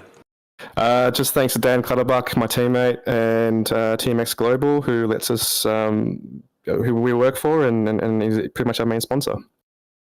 Good on you, Koshy, mate. Well done on your P3 tonight. I think that's a really good result in this field. Ahead of quite a few professional drivers there, so pat on the back for that. Oh, awesome. Cheers, gents. Cheers, Thanks, mate. Michael. All right, and if I'm not mistaken, Mr. Zachary Vlasbom was our P2. Let's bring in Mr. Zachary Vlasbom. Zach, have we got you on the comms, mate? You have me. How we going? Good, mate. It's P2 tonight in the AM series. How did it feel? Yeah, no, it felt really good, to be honest. The first part of the race was pretty action-packed. We were in a big bunch. I don't know if you guys caught it, but yeah, we're in a big bunch for a while, and Brands Hatch proving pretty hard to overtake. Yeah, it just required a lot of patience, and then the second part of the race was just all about consistency, and I don't think I've driven such a consistent race in quite a while, so I'm pretty happy about that. It's funny you talk about that P word, because we were talking about it, well, the boys were talking about it pre-race about how it's going to be a very patient race because there isn't many passing opportunities. So just sitting there and just picking them off when you could, was that the key to get you to where you got to in that final pit stop and just get out and focus on that last little stint? Yeah, pretty much. Just had to play the patient game, and I mean, there was so many times where I can't remember who was ahead of me. I think it was Chris Miller. And there was so many times I was just like, oh, do I show him the nose here? Do I not? But just, like, there's so many opportunities which probably would have ended up very 50-50, but I mean, at the end of the day, you just have to think of the bigger picture, and that proved pretty well at the end. Zach, we watched a lot of your race tonight because that group of 6 was fabulous. One of the things that I said during the race was when you're in Zach's position and you're so close to a car in front and you've got a car right up your backside, you're watching your apexes, your exits, the car in front and the car behind. Your eyes are going from your windscreen to your mirror. Your arms are working, your pedals are working. It's just full on racing, mate. Are you buggered? Are you stuffed? Are your eyes tired? To be honest, I don't feel too bad. Like, I mean, I wouldn't go through another 60 laps, but no, surprisingly, I just really focused on myself, to be honest. Probably focused more on the car ahead than behind. It was just thrilling. It was just a thrilling race, and congratulations to the way you drove around the cars. Really, really good to watch. Really professional style driving. So, good on you, mate. You're an awesome driver to have on the sim, and it was fabulous to be a part of that tonight. Yeah, awesome guys. Thanks. Thanks once again for having me and running the league so well as you do. Yeah, mate, you got any shout outs tonight? I was going to say you're +5 and a P7 overall, mate. Give the shout outs. Who's the sponsors? What are they up for? So we're at the moment we're backed by Toyo Sim. So code ABR5 off if you want to get 5% off your next Toyo Sim order. And shout out to Vespa, Impression Signs. It's good to have them on board. So everything's going well and looking forward to improve throughout the second half of the season. Good on you, Zach. Have a good night, mate. And I think you've earned a good night's sleep anyway. Awesome. Thanks, guys. Have a good night. Have a good one. Cheers. All right, that was Zach. Zachary Vlasbaum there. And we're going to flick and drag in our AM Series winner, Mr. Dylan Gray. P1 tonight, AM Series. And P4 on track, mate. Well done. Take us through your night. It was literally try and not burn up the tyres with the fast guys. Just trying to just do my own race and all that. I had a few mistakes. I'm like, Tuesday night, I had less off tracks for a change instead of the more. After the last pit stop, my right leg started going, it's time to hop off. We're going to start cramping up. And I went, don't, please. He had the old Dave Reynolds moment. We need more of it. Hey, Dylan, I've got good news and bad news for you, mate. What's the bad news? I want the bad news first. No. The good news is, mate, you are my driver of the night, right? I think your qualifying, your drive tonight as the lead amateur, coming P4 in that field of all the professionals, I think that's the drive of the night. Congratulations on that. The bad news is, mate, you're going to have to hide from the handicapper for about the next 6 weeks, I think, because there is not a chance in hell you're going to keep amateur status. And, and you can't say keeping up with the fast guys anymore. You are one of the fast guys, mate. So well done. Fabulous race tonight. I loved how you did it. Called you out early in the broadcast as you're my man to watch. And, no commentators curse it up. It worked brilliantly. Awesome. Loved it. What was the gap at the end between me and second place in AM split? That was what I was trying to work out while I was trying to race. 20 seconds? About 21 seconds. Yeah, 21 seconds overall. Yeah, next season, up I go. You're in a bit of hot water there, mate. I reckon, but look, it's a good drive. Still, you dropped a couple of spots back, P4 overall, but taking out the AM series tonight. So, who are the sponsors, mate? Shout them out. Let us know what they do, and Lodge Bros, NZ Performance, Wayne Boylet Mechanical, OKMS Photographics, Majors Garage, and JM Designs, and also the boys at Alomar Esports team as well. I love it. He's learning more from Tuesday. That's fantastic. That's great. I have to read them out Friday night because I won that race by fluke. See, he is a PA, Rob. That's right. Yeah, you're exactly. an AP. I'm going to call you an AP. You're an amateur professional, Dylan. I think amateur alone is not it doesn't cut it, does it? Yeah. Yeah, I'm going to talk to the handicapper tomorrow morning. Yeah. All right, Dylan. Once again, mate, congratulations tonight, and we'll see you back here next week. At Silverstone, not looking forward to it. One of the best tracks in the world. Enjoy, Dylan. Have a good break, mate. Have a good week. See ya. Cheers. All righty. So we've got Cam Jones, who doesn't have a mic, so we've only got the top two from the pro class. So let's bring in Matty Stewart in P3. Matty, how was the night? Yeah, it was a great race. I outdone myself in the top 10 shootout, which put me on pole, which I was bloody stoked about. I knew it was only a matter of time, though, before those quick guys would be catching up, mate. So tried to do my best there for those first opening laps, and just tried my best from then on to just keep it clean. And lucky we didn't have a safety car, or still would have been right at me backside again. But no, it was a good race, mate. It's definitely a long one, but no. Happy with the result. So you spent a few laps out in the lead there. How was that? With I think it was Cam and Dylan were both giving you a whole lot of pressure. Yeah, look, that was really tough. Those guys are just so quick. I just knew as soon as I made a little mistake, or he got the inside line down pit straight there, that was his. To have P1 there, and I just managed to get me out of the last turn, and I just sort of had to give it up, and just unlucky. I checked up a bit much, and Darren just clipped the back of me there, but. That's racing, and we all raced on, and no worries. Yeah, they seem to get you in the pit stops more than anything. So after that last pit stop, you sort of come out with a gap of about 8 to 10 seconds from Dylan. Was that a fuel issue for you, or something else, you think? I'm not too sure. Maybe my pit entry wasn't as quick as what those boys were hitting it at, or maybe when I got off the stands, I think I spun the wheels a couple of times, but all those little bits count, Yeah. And it's just.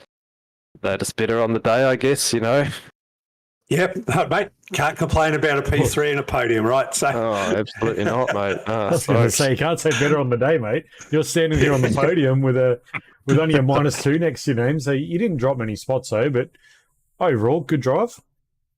Yeah, no, I'm bloody stoked with that, Awesome. You got any shout-outs, Matty? Absolutely. Yeah, I'd just like to thank the 19 team and everyone that comes and does practice sessions. It's good to race with your teammates and do a bit of close racing as well. And thanks to MX Fraps Racing. Our main sponsor. But just then thank you guys for putting on the broadcast, and thanks to all the competitors, and well done to Cameron and Darren. Yeah, and look, well done on those liveries. Those purple liveries really stand out. So good on you from 19. Yeah, you won't miss us, mate, eh? No, not at all. All right, Cheers, mate. guys. Thanks, right, buddy. cheers, Have a matey. good one. Cheers. All right, and we can only bring in our P2 getter, which we will drag in here. Mr. Darren Lobb, P2 tonight. Congratulations. Take us through your night. Cheers, thanks, guys. Unexpected, didn't think I was going to make the race, and ended up having butchered the top 10 shootout, but had still holding my head on that one, right? I had a race with Cam.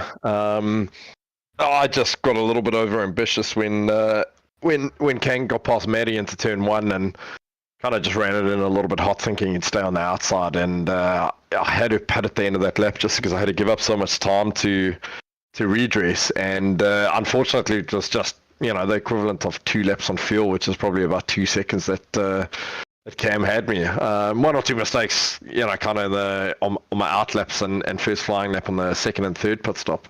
But I had nothing for him, man. I needed a crash in front, so I needed the back markers hold him up a little bit. He was, he was just too good on the night. We did hear the radio chatter about that when you and Matt Stewart come together at turn 1, and it was a little bit backwards and forwards, but I mean, at the end of the night, you got on with it and kept your head down and had a good run there with Cam. One thing that lit up the commentary box was when you boys actually come together at the around the back side of the circuit there, where Cam sort of went off, you went off, and then Cam went around the outside, and it was all happening. And then the redress happened there. So what was your take on that situation there? Yeah, I thought it was just good hard racing. He was giving me a bit of Morse code on my back bumper into turn 2 every lap. His car was very good through that section.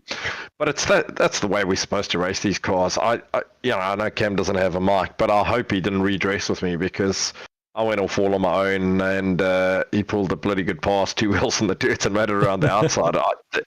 He did slow up and I thought maybe it was a slowdown or something like that. But yeah, kudos to him for being nice. If it was a redress, he certainly didn't have to because I went off all on my bloody own. So yeah, it was good racing. It was good. My screen was kind of lighting up with 0x with it was door to door, and it's great to be able to race like that. Sometimes a little bit of net code.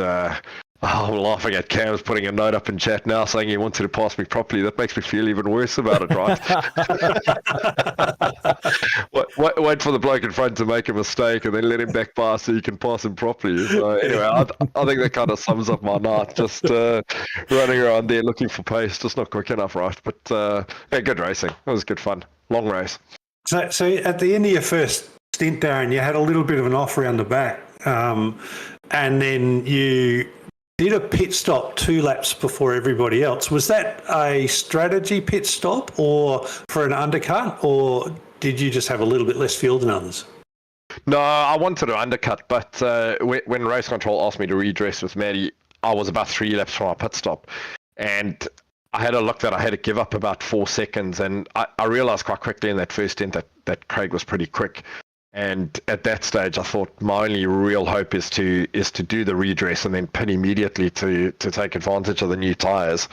We're racing 80 minutes around Brands Hatch. When is there never a safety car around there? So I didn't think it was going to hurt me, but as you kind of saw, it was that 2-lap short on fuel the whole race, and we're using about 3.2 litres a lap. So you kind of multiply that up. It's 6 litres. It's 1.5 to 2 seconds in the pits, and Craig was bloody smart, man. He just followed me into the pits effectively, and that 2 seconds was always gonna turn to advantage on his side, and I just didn't have the pace or the BMT to run with him and try to put a pass in that last stint.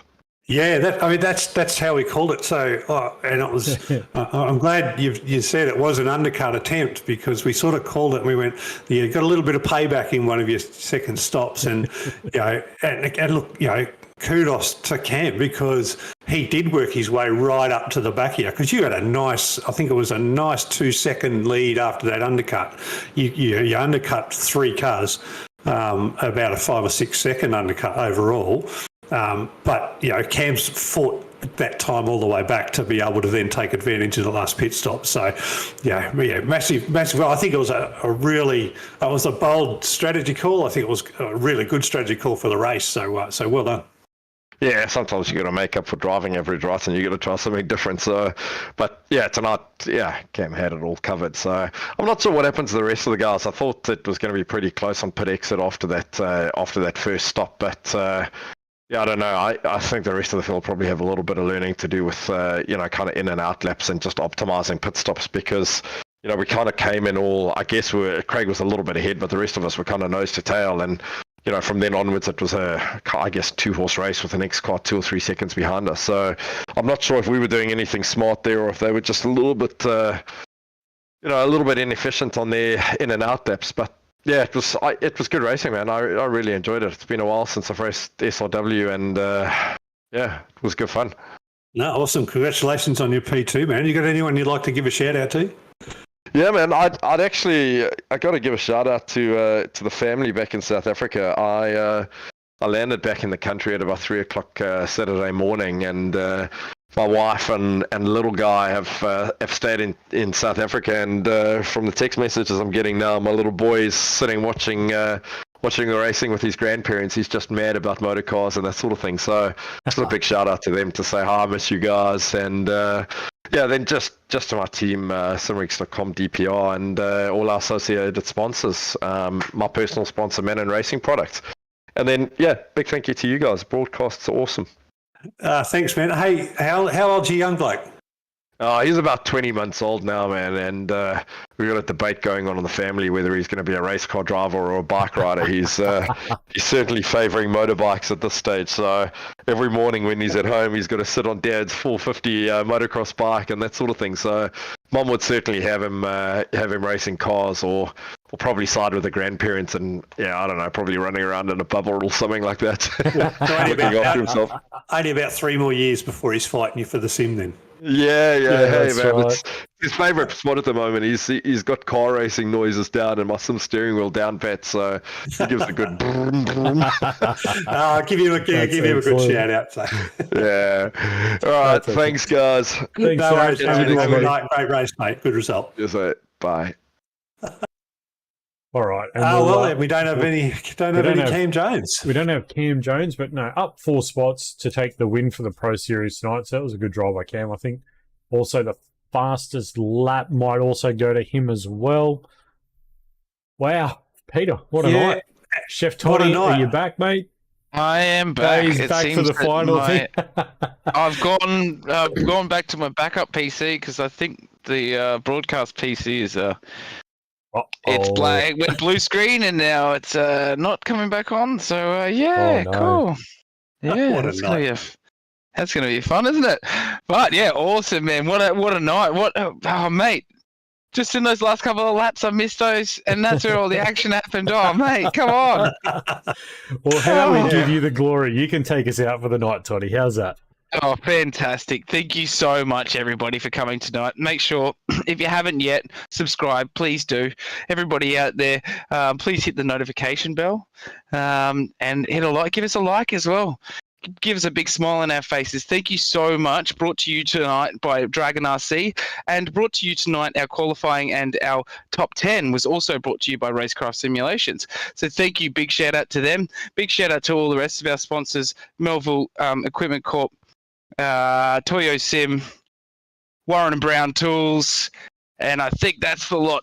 Big shout out to the promo department as well for safety car that you didn't have to bring out tonight. So thank you very much for race control as well. And big shout out to all the crew in the background of SRW putting in all the hard work, and to all the racers out there as well. Thanks for turning up every week and putting on such an amazing show. Thank you so much, guys. Much love and keep safe.